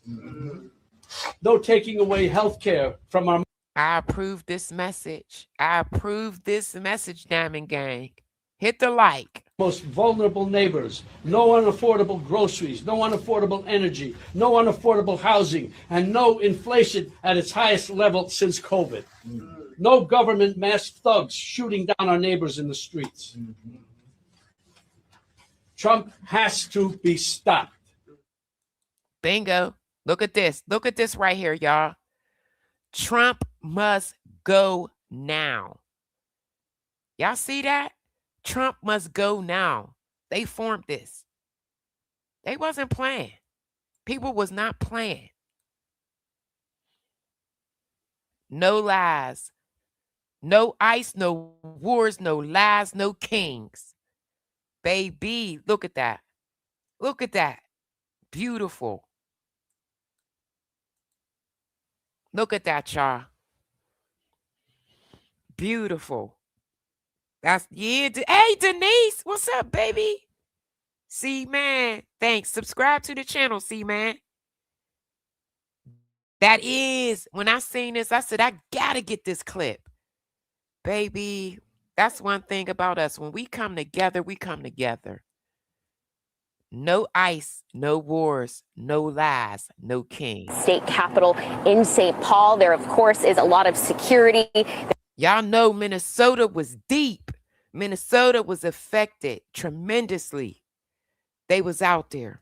You know Minnesota was going, Minneapolis was going to represent. Minneapolis was going to represent. There's about 300 police officers, state patrol here to make sure people are safe. And Jose, there are a lot of big names here that will be performing as well. We have Bruce Springsteen, we have Joan Baez, Maggie Rogers. I love Bruce Springsteen. He did the thing yesterday. Jane Fonda, the actress, will be here. We also have Bernie Sanders, who will be speaking. And of course, I love Jane Fonda too. Of course, Governor Tim Walz. So we have some major news right now. There is major concern among Republicans about what the future of their majority. Listen, the Republicans is scared to death right now. They are shook. And guess what? I showed y'all a clip Friday. They said if the Democrats get in office, more than likely there will be indictments and investigations on all of them. And there should be for breaking the laws. In the House and Senate look like following the historic No King's Day protest yesterday. There is growing concern that not just the House, but also the Senate will be in jeopardy. This November, we had over 8 million people turn out, march against Donald Trump, against what Republicans are doing in the House. According to ABC News, a record number of House Republicans are retiring right now because they know what the future holds. Y'all hear that? That march made these people want to retire. Just everything in a whole. They are retiring because they know it's over. The Dems is in the office. More Republicans are currently retiring this election cycle than in any other election cycle in about a century since we've been alive. We haven't seen this number of retirements happening. And it looks as though the average American voter is becoming more energized. There was a lot of hope across the country, across the world yesterday. And at the same time, they're becoming more energized to vote against what the current status quo is. Diamond Gang, if you're not registered, get registered. Get out there and vote. This is important. This election coming up is important. Just please. So let me know what you think, but there is growing concern. As always, subscribe to my Substack, link in bio to support my work, spread the word, and follow along for all the news you need to know about. Breaking news, everyone, as I have good news and bad news. The good news is that No King's Day 3.0 was the largest protest probably ever because we had over 8 million. 8 million showed up and showed out. People, it's estimated, turn out for this event, which is huge. The last one was between 5 and 6 million, so this one seems to have eclipsed it. So that is huge news. People turned out to speak out against Trump. The bad news is we're getting reports from the Wall Street Journal and the New York Times that the Houthis have entered the battle as the Marines, the U.S. Marines, are arriving in the Middle East. And it's reported now the Pentagon is preparing for a weeks-long ground assault in Iran. So we're about to... They say a week's long. Please don't believe that. It will be longer than that. I'm praying for anybody that got children, husband, wives, anybody that's over there. I'm praying hard. Like, I want them home. I wish that Trump was telling the truth. I really do. Have ground forces start entering this war here any day, any time now. If Trump indeed moves forward with this plan, it will most certainly endanger the lives of more U.S. troops. Let me know what you think about this in the comments. Like, share, spread the word, follow, subscribe, and I'll see you back here for the 411. If there's not a negotiated settlement, how does this end? I don't see any possibility of a resolution to this conflict. I think. Y'all see that? Who thinks that there's a resolution now that we're into this deep? I don't see one. I don't know. And because of Trump's ego, I can't see one at all. The U.S. and Iran are miles apart when it comes to their goals here. Now, I think we could see a potential ceasefire that opens the Strait of Hormuz, which would shift this back from a hot war back to a cold war. But there's no possibility, in my view, so long as this regime is. Listen, if they could do that and shift this back to a cold war, I would be satisfied with that, Diamond Gang. I really would. Power of a U.S.-Iran normalization. You said that the president's not really negotiating with Iran. Is that because you haven't been briefed as a member of Congress on the diplomacy, or you think he's flat out lying? Oh, I think he's flat out lying. Last Sunday when... This is sad. When you are known as a liar. He was told, and by the way, we're in exactly the same position today. You know, oil prices now $112 a barrel, and, you know, futures in the stock market down 2%. Last Sunday, he realized, oh my God, I've got a financial cataclysm on Monday. So he just made it up that they're in negotiations with the Iranians. Look, I said this. I said he's making it up, and he's getting those troops over there. It's a whole nother plan in action.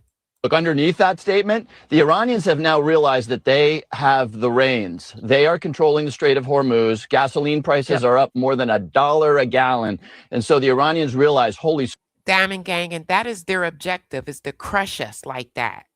It's not about taking out planes, and it's not about none of that. They want to hurt us economically. That is their thought process, and that is an ideal of a win for them. So, yeah. Israel, they just want to keep on and going and going and going and going. And so there's nobody left. Smokes, we've got a lot of leverage here. Security is tight here in the Pakistani capital as diplomats from across the Middle East have... Now, I told y'all earlier, they're getting together in the Middle East to try to come up with something. And I'm praying that they do. But here they go, getting up off the planes. Gathered here for crisis talks about the Iran war.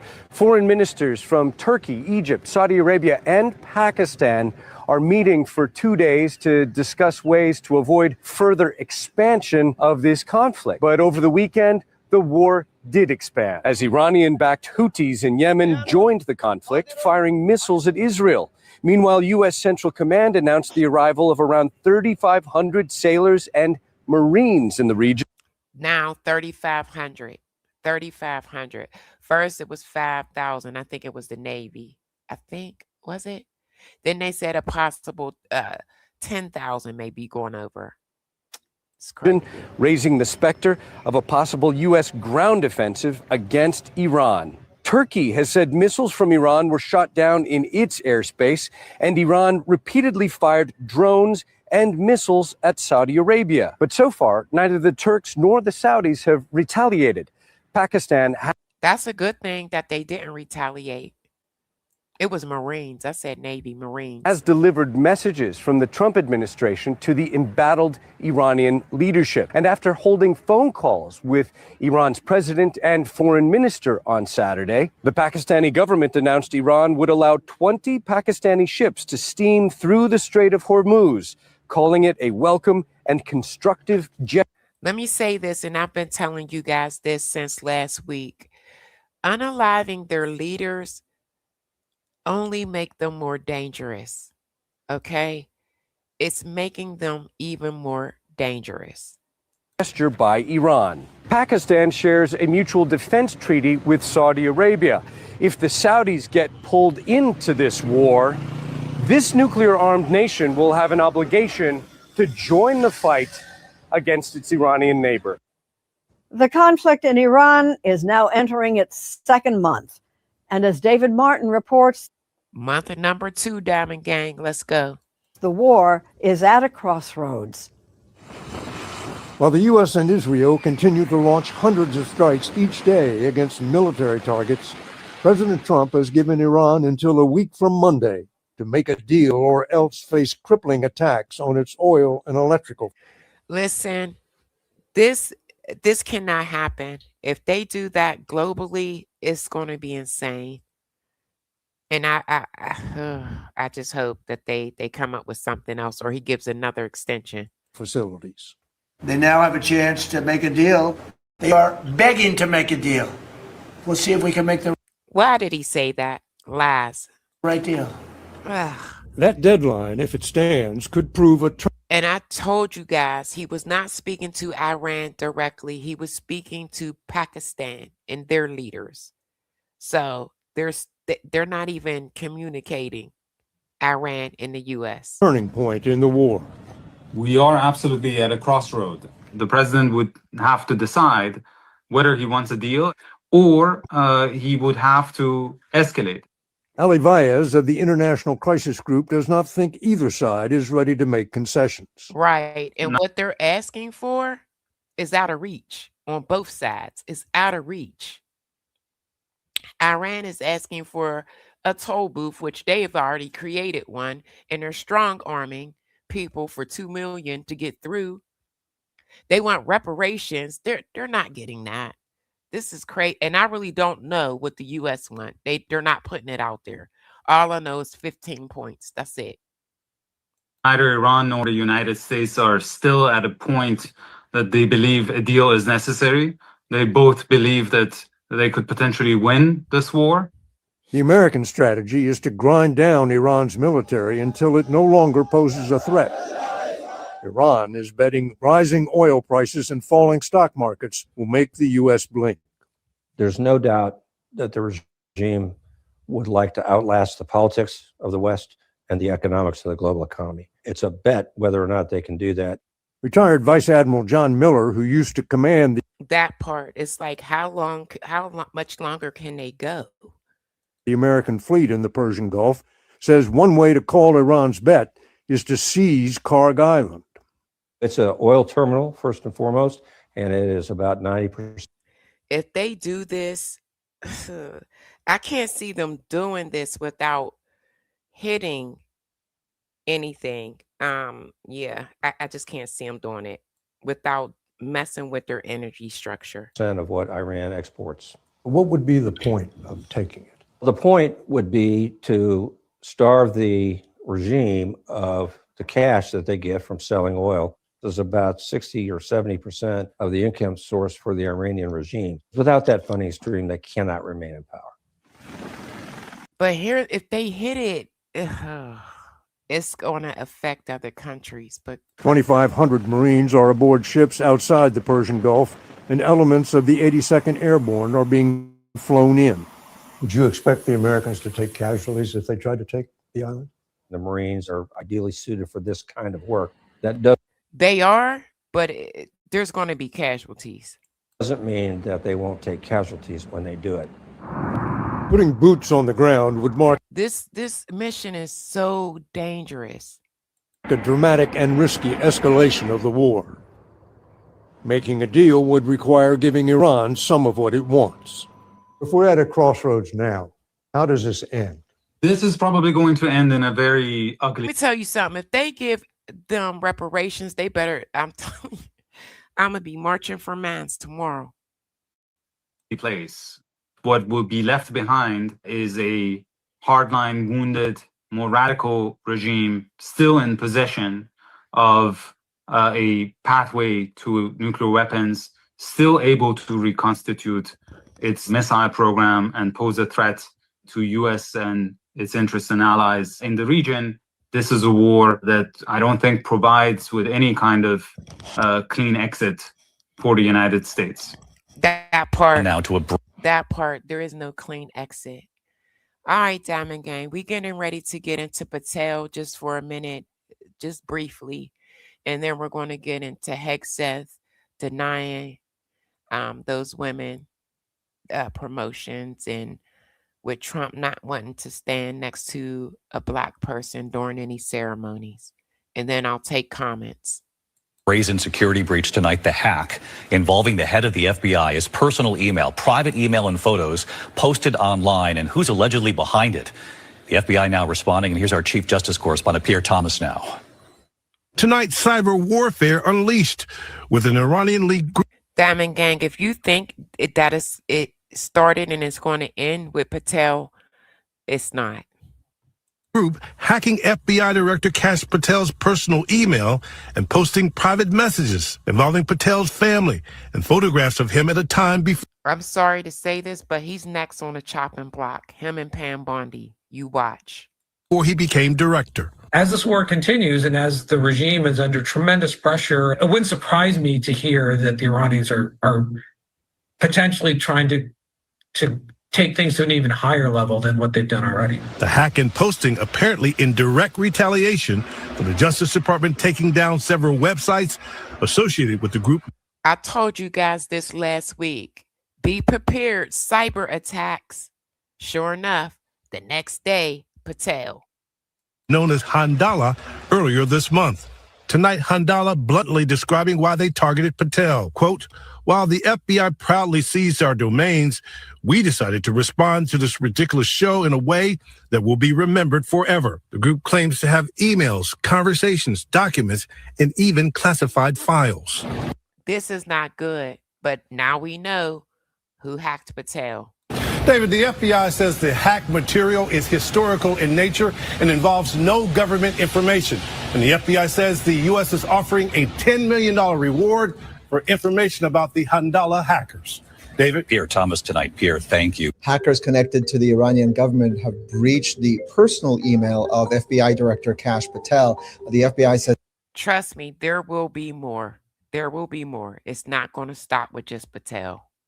That they're trying to mitigate this breach of his personal email, and they note that there is no government information that was implicated. What we know is that the emails date back from 2011 to 2022, and they're mostly mundane things such as photos and some personal effects. They're going to keep going until they get some type of information. Said he was trying to look for an apartment. There was some emails also that he forwarded from his government account back when he worked for the Justice Department National Security Division. Now, the Iranians have been very active in response to the current war between the United States and Israel and the Iranians. They've been targeting government officials. They did this back in 2024 as well, targeting Patel, a number of other officials, including John Bolton, who ended up in having some legal problems. Yeah, he got in hot water because of some of the stuff that they got. He shouldn't even have had it where it was. Because of some of the information that the Iranians exposed that he had been sending from his government account, according to prosecutors, underscores how active the Iranians are in trying to respond to the ongoing war. Today, Defense Secretary Pete Hegseth is facing. Now we getting ready to get into this. This is, I don't even want to comment on it. Increased scrutiny over a highly unusual decision to block the promotion of 4 Army officers. Senior military officials tell the New York Times Hegseth stopped 2 black officers and 2 female officers from becoming 1-star generals. It is 2026 to deny them their promotion that is probably well deserved over ignorance. This is crazy. Statement to the Times, the Pentagon did not directly address Hegseth's decision, but said, quote, military promotions are given to those who have earned them. Joining me now is Greg Jaffe, one of the reporters behind that piece. Welcome to you, Greg. What more can you tell us about Hegseth's decision and the officers who were targeted? So the main thing is that this is just really highly unusual, that the Army and Secretary Hegseth have been sort of bickering over this or arguing over this. Bickering's not the right word, for months now. It's not clear that Secretary Hegseth has the legal authority. That part. They keep doing things like they are above the damn law. He didn't even have the authority to make this decision. To pull these names off the list. Those are the main things, I think. Okay, so can anything be done to fight it? And I remember reading something that he has to approve, or typically the defense secretary has to approve the entire list or not approve the entire list. Is that true? And in this case, does it apply? Yeah, that's exactly right. So it's either an up or down on the entire list. And the reason. So he can't take 1 or 2 off. He has to say no to the entire list. But he chose who he chose. He wasn't authorized to do that. Let's go. Reason is because the process is supposed to be apolitical. And so the idea is in doing it that way, it takes politics out. The list has now gone to the White House, which will review it, and then it will go to the Senate. So I think the main chance to reverse this is possibly in the Senate, which could. I'm praying, and I believe so, that it will be reversed. It's only right. Either you take them all off or you take them all. That's it. That's all. They just change the rules. They just do what they want to do. This is crazy. Take a position that, this process was improper and then kick it back to the Pentagon. Donald Trump would not want to stand next to a black female officer at military events. And this is what he was going back and forth with them about. Hegseth. That's what Defense Secretary Pete Hegseth's office reportedly told the U.S. Army. The New York Times says that comment came as the Defense Secretary's office criticized the appointment of Major General Antoinette Gant, a black woman, to lead the military district of Washington, D.C. Can you imagine working hard all your life and doing and being all that you could be for this country for something like this to happen? Disrespectful. And it came as Hegseth removed 4 colonels, 2 black, 2 women, from the promotion list to be generals. They're not even trying to hide their bigotry. Donald Trump and Pete Hegseth are remaking America's military for white men.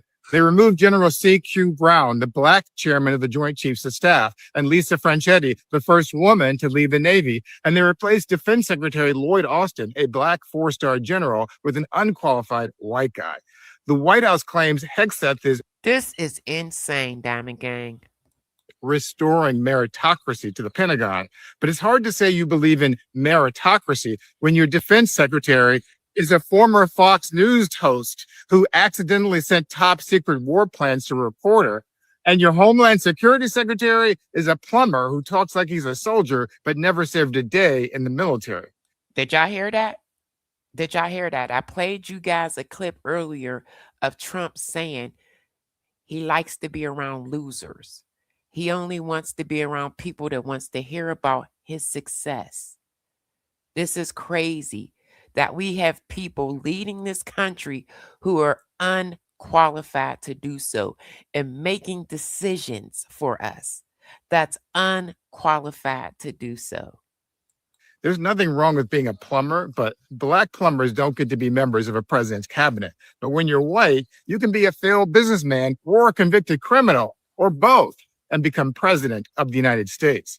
Yet when you're black, you can have 2 Harvard degrees and years of experience like Supreme Court Justice Ketanji Brown Jackson, and they still call you unqualified. It's never been about merit. White men are only 29% of the U.S. population, but under Trump, they're 100% of the military service chiefs and 90% of the military's combatant commanders. For a military where 43% of active duty troops are people of color, Trump... That part, active duty troops, that part, we are out there. And Hegseth are sending a clear message that you can only go so far. Ever since President Truman integrated the U.S. Armed Forces in 1948, the military offered Black Americans a place to prove themselves in a society that refused to give them a chance. But under Trump, they're remaking the military to be yet another weapon in defense of whiteness. Boom. We done with that. I'm going to go to your comments, and then I'll close out. Diamond Gang. Woo, that was a lot of information. Yeah, please be respectful. You can have an opposing opinion. I don't care, but be respectful. If not, my mods will snipe you, okay? That's it. That's all.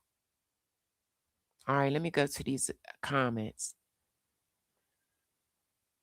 Who's going to do a Tony Montana watch? Who? Put it in the chat for me. You said that's straight up disgusting. They think they are better than certain people. It's sad. I hate racism. Thank you, C-Man. Me too. So do I. Let's see. Let me take a look. Let me go up. When Trump would come to brag, you never seen a Black soldier beside or behind him. That's true. That's true. pill popping presidential campaign. These comments be tripping me out. These are reasons why I can't stand this administration. Yeah. This administration is woof. But you know what? They made a lane for the Democrats to come in. They did. Don't mess with Alu Akbar. Found and hacked. He's next. Patel is next. Oh, yep. That's what Hillary said too when she was hacked. Yeah, she was hacked too. He said, oh, did you see where they've been doxing the... Oh, yeah, you did say that. I couldn't find it. They have been doxing pallets, okay, that attacked the school, showing all their information online. Marie sent me a clip on that, and I was going through just about everything I could find. I didn't see anything specifically on that, but I'm going to still look for it. She say, I bet he party like a rock star on some Hennessy. Who, Patel? Yeah, he gets lit. We all seen that with those hockey players, was it? That's crazy. Why can't people see that everything this guy 47 has done was wrong? Yeah, wake up. I think people are starting to wake up. Real talk. Let me see. So, oh, okay, we at the 2-hour mark. Wow. I didn't think we would be there that fast. Dang. I'm going to drop the link for a minute. If anybody want to come up, say a few things. If not, I'm going to go ahead and close out. If you're not subscribed to this channel, please subscribe. Oh, hold on, Diamond Gang. I'm trying to, hold on. Wait a minute. Click the screen on the icon. Oh, shoot. Hold on. Okay. All right. Let me go ahead and drop the link real quick. And if anybody want to come up and sound off, you're more than welcome. Just be respectful. All opinions here will be respected. Thank you, C-Man. Thank you. Yeah, we get down over here. Thank you so much for subscribing. Thank you. Is it Papayas Pepper? Thank you. I've seen you here before, right? I'm pretty sure I have. All right, I dropped the link. If anybody want to come up and sound off, you're more than welcome. But yes, thank you so much. Thank you, hey, Starlight, hey, thank you. I'm loving this. Listen, the sector that I was in was so toxic. So I said, I'm out of this sector. I'm going to go and create my own lane. And guess what? I freaking love it. I love my subscribers. I love my people. I love to interact with you guys. Like, this is so dope. I just wish, I can't wait to the day that I don't have to punch a clock and I could literally be a full-time content creator. You're welcome. Thank you. And I really like the information here. Thank you. You're welcome, Starlight. Thanks, man. Like, I love this. I feel like I got my own community of people. And listen, I'm just passionate in what I believe in. I don't mean no harm to nobody. I feel like you have the right to feel any way you want to feel. So, even if it's opposing. So, I just feel like this is a safe space. You can say what you want. You just got to be respectful. I am. I'm going to keep grinding and doing it. Because that one day I want to be able to just do this. Like in this only. So, yes, I agree. I agree. After those Epstein files, you can't tell me that they're not. You know what I mean? A little bit of everybody was in there. And not only that, thinking of things, that they have done previously down the line. Yeah, both sides have done some crazy things, you know. But it's just that Trump is I've never seen anything like this. I've never witnessed anything like this. And believe it or not, Diamond Gang, I'm 53 years old. So I've seen quite a few presidents. So it's just crazy to me right now. And I used to be a fan of Trump when he had the show The Apprentice. But this is a whole nother level, man. Like, this is crazy. Like, literally. But okay, I guess don't nobody want to hit the link. We've had people come up too, and okay, so you my age. You a 70s baby. Hey, we seen a lot. Now, Skills, tell me this. In our lifetime, have you ever seen anything like this? Never. This is going to go down in history for sure. Like, this will be talked about in our history books. Like, this is crazy. Crazy. You said it didn't surprise you what he did? You never liked him? I did. I thought he was quite entertaining. But that's about it. That's as far. I never thought that he was president material. I never thought that. Yeah, it's crazy. Never.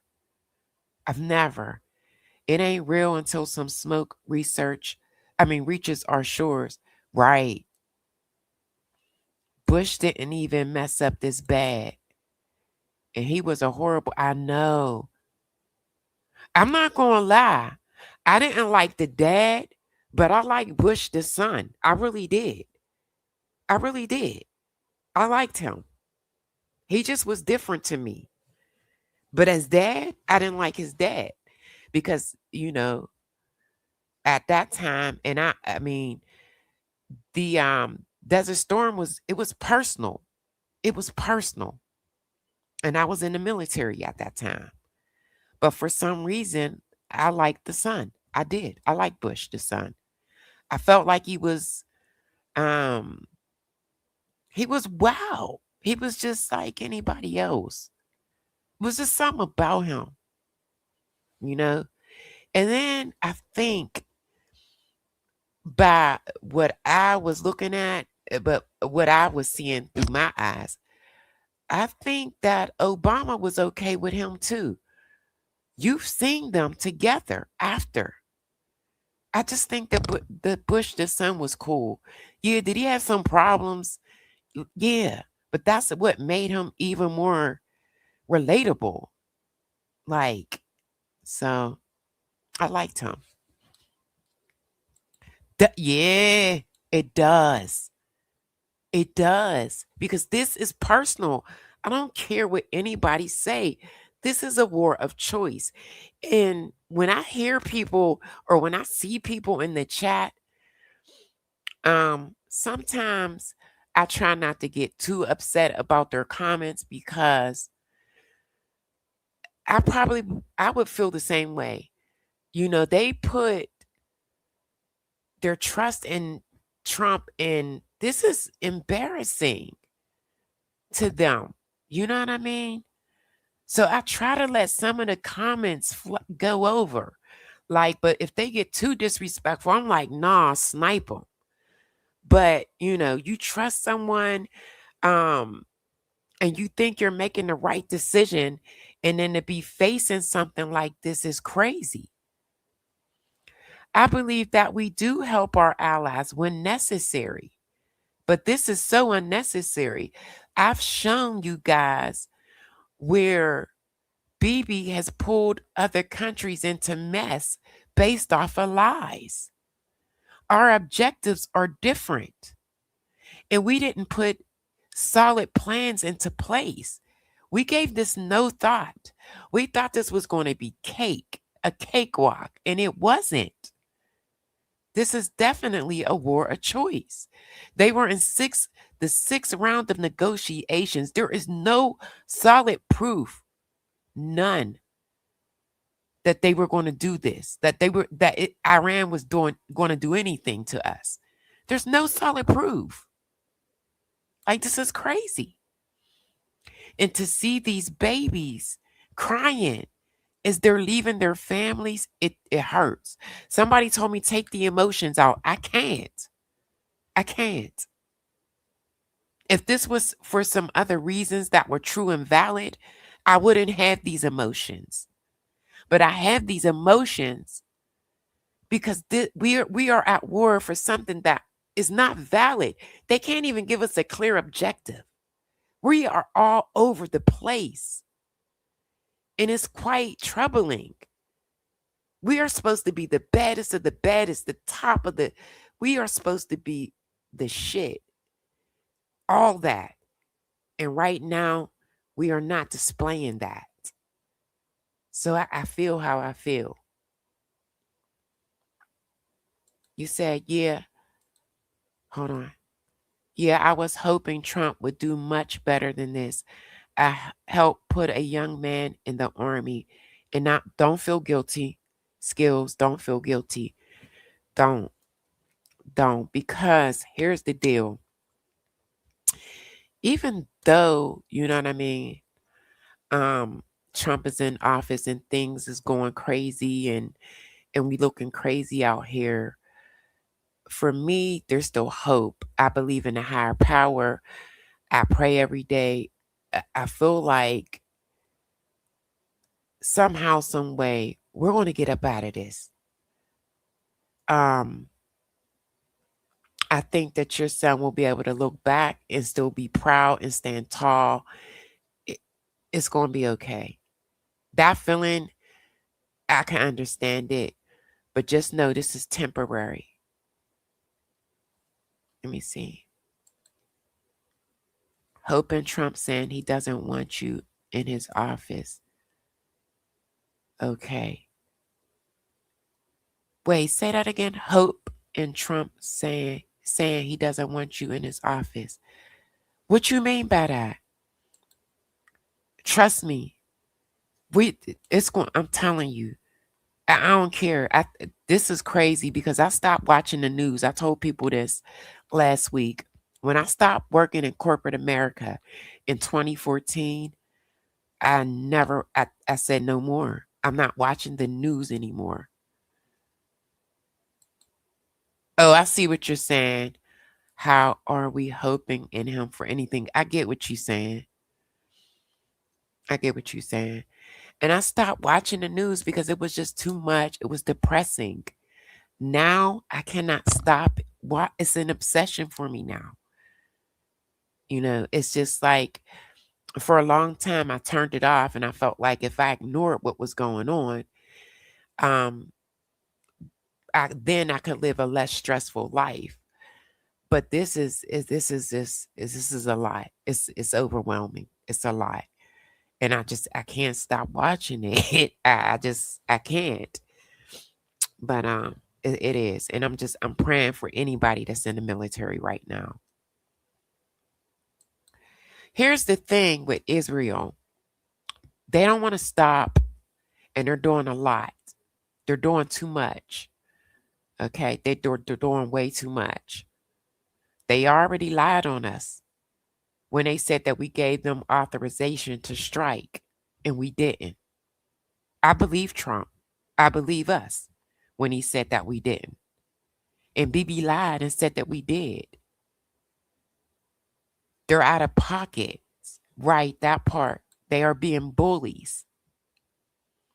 They are doing things to where they're being I can't even say the word. Manipulative. And when I say that, they're doing things to where they're stopping us, the U.S., from coming to negotiations.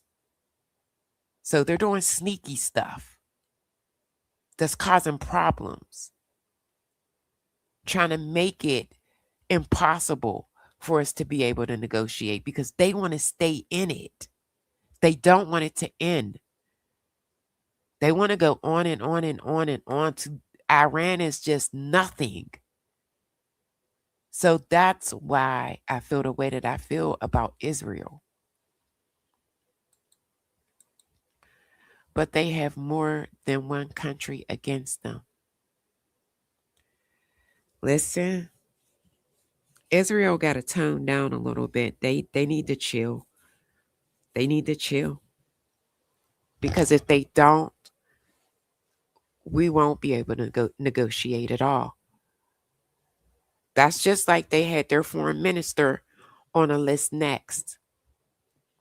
And we had to tell them, don't do it. Guess what? If they don't get it together, then maybe that's something that they need to go through. They got to get it together. Right. Israel is taking advantage of their relationship with the U.S., that part, and think they can do whatever they want, and Trump is letting them. He got to get, and I said this the entire live, he got to get them together. He got to wrangle them in and get them together because they're doing too much. Israel is our biggest problem. And it's that part. That's the part I can't get with it. Yeah. It's too much. They're doing too much. There is not going to be a negotiation. Yeah, I hope that there will be because I don't want this to be a forever war, y'all. We don't want this. We're going to be scraping and scrambling, struggling. The entire world is going to affect the world big time. We'll be into a recession. This is not good. Mr. Bill, Israel control. I've seen you here before. Israel. Mr. Bill, I can't. That avatar be having me cracking up. Israel controls America through Congress, AI, PAC, and also ADL, etc. They are a liability to themselves and others and always have been since the conception in 1948 and the ideology before. I love your comments, Mr. Bill. Mr. Bill been in here before and his comments be on point. All right, I'll look for it. And thanks for coming back. I love your comments. But that avatar, oh my God, it be having me cracking up. Cursing Israel scriptures got twisted.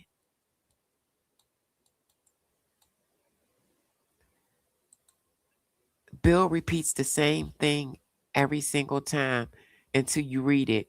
I know, but I'm like, that's why I said Mr. Bill, and I hurried up and clicked on the comments. But his comments be popping. Mr. Bill will spam the chat. But still, he cool. I think only when the devastation gets to a certain level will there be a what? What is that word? A revolution? A resolution. Yeah, I think it's going to escalate big time before there is one. And that's where my heart is going to break because of the fatalities. Yeah, but it's going to get 10 times. Why you laughing, Meek? Meek, why you laughing? Dove, when you said Meeky Reeky yesterday, I died.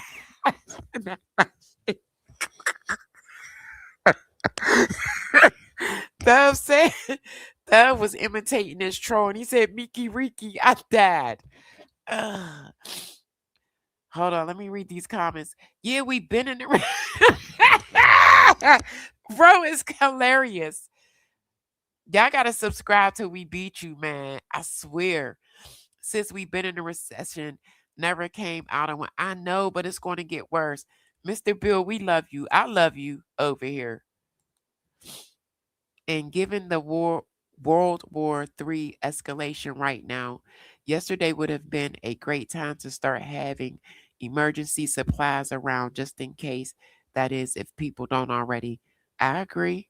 It's getting crazy. It's getting crazy. You said that. Yeah, when I see that avatar, I just feel like, oh my God, I be cracking up, yo. It just reminds me, I don't know. It reminds me of, I don't know, Play-Doh or something. I don't know. Mikiriki. All right, y'all. I got to get up out of here. This live stream was so freaking dope, yo. I love y'all. Please, look, this channel right here, we beat you. Subscribe. My bro go from doing live streams on Young Dolph to the Epstein files to the depositions to the war. Like, my bro got it going on, y'all. Hold on. You said there's a lady on here I haven't seen a stream for a while. She was going to go to the What? Hold on. She was going to go to the military. Don't go to the military. She was oh yeah. No, yeah, I remember that because everybody was saying they was praying for her. Did you send me another super chat, bro? Come on, man. Stop playing, bro. Thanks. Mikiriki. Thank you, bro. Yeah, I enjoyed you too. Boogie, the boogie. There go the boogie. What's up? You missed everything. You missed everything, man. We missed you. See, man, you have a good night. Please, I go live. I try to go live every day. Make sure y'all come back. Yup. Now there's what? Now there's now BB files.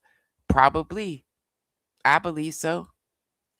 Get electric blankets for winter and a solid type generator and can and coffee and wine. Yeah, you gotta fill me in.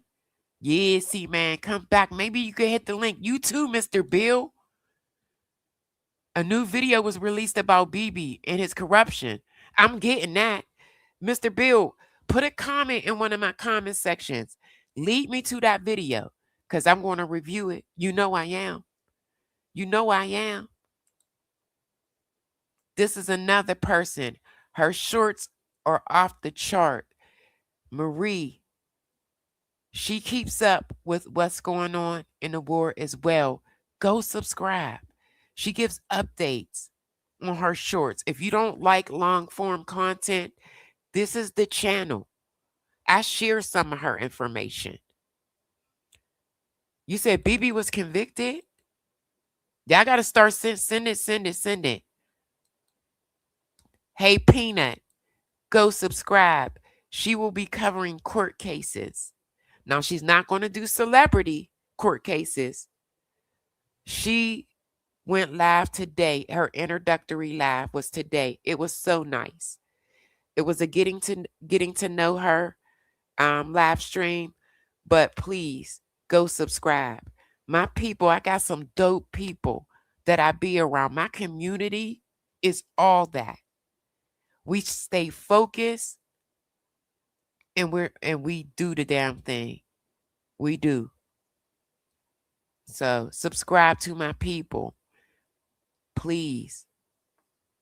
Because guess what? I want to take a night off and kick back and have my audience, and we just go and kick it and go pile up over and we beat you, or go and pile up and Hey Peanuts, or yeah, let's take a field trip, y'all.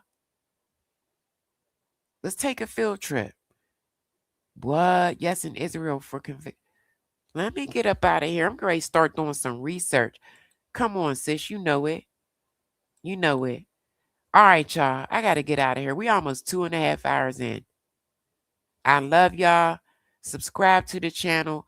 Think about becoming a member. Please, y'all. We get ready to start. I'm getting ready to do my members only live. If I join the meetup, I could cook Mr. Bill's special.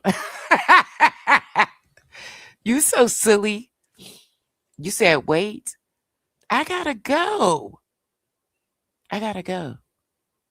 What do you want, bro? You want to hit the link? No, I'm getting up out of here. I'm exhausted. Yeah. This is...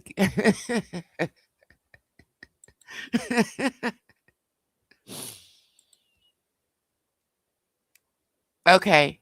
Send it. Because I'm going to go over. I'm going to show y'all who the hell BB is. And maybe then I could get more people to believe me. Yeah. You ain't never lied. X, you know I love you. All right, y'all. That just came out. Yeah, get over there and subscribe. We beat you. He all over the map. He covers every freaking thing. I can't keep up. Real talk. Thank you. I love you too. Yeah, subscribe to my bro. All right, y'all. I'm ready to get up out of here. Hey, y'all ain't gotta go home, but y'all gotta get the hell up out of here. EJ, my boo. Dang. You know what? I'm ready to kick up a live on my backup so we can act up. Nah, I gotta go, y'all. All right, good night, Diamond Gang. I'm out of here. Peace.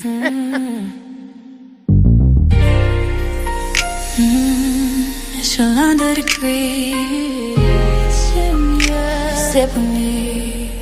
I'll pour it hot, so hot.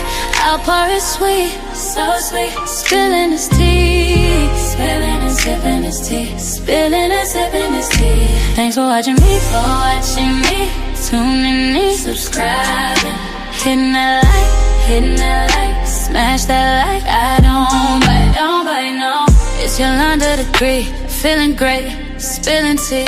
Have a seat and join me. Sip some tea, unwind with me. Let's grab a snack and talk some smack. I'm your girl, I got your back. I got the news, I got the views. I bet you can't wait, I know you can't wait to sip this tea. Sip this tea. Spilling this tea.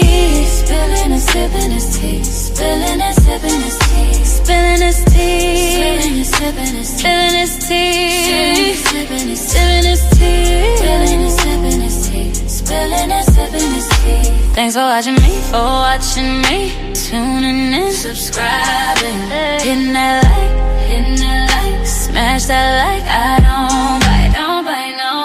It's Yolanda the Great, shining bright, set the stage. Hollywood dreams, red carpet scenes, glitter and glow, the secrets I know. Drama with flair, I serve it rare. I got the scoop, I got the proof. I know you can't wait, so come and escape and sip this tea. Sip with me, spilling this tea. Spilling and sipping this tea. Spilling and sipping this tea. Spilling this tea. Spilling this tea. Spilling this tea.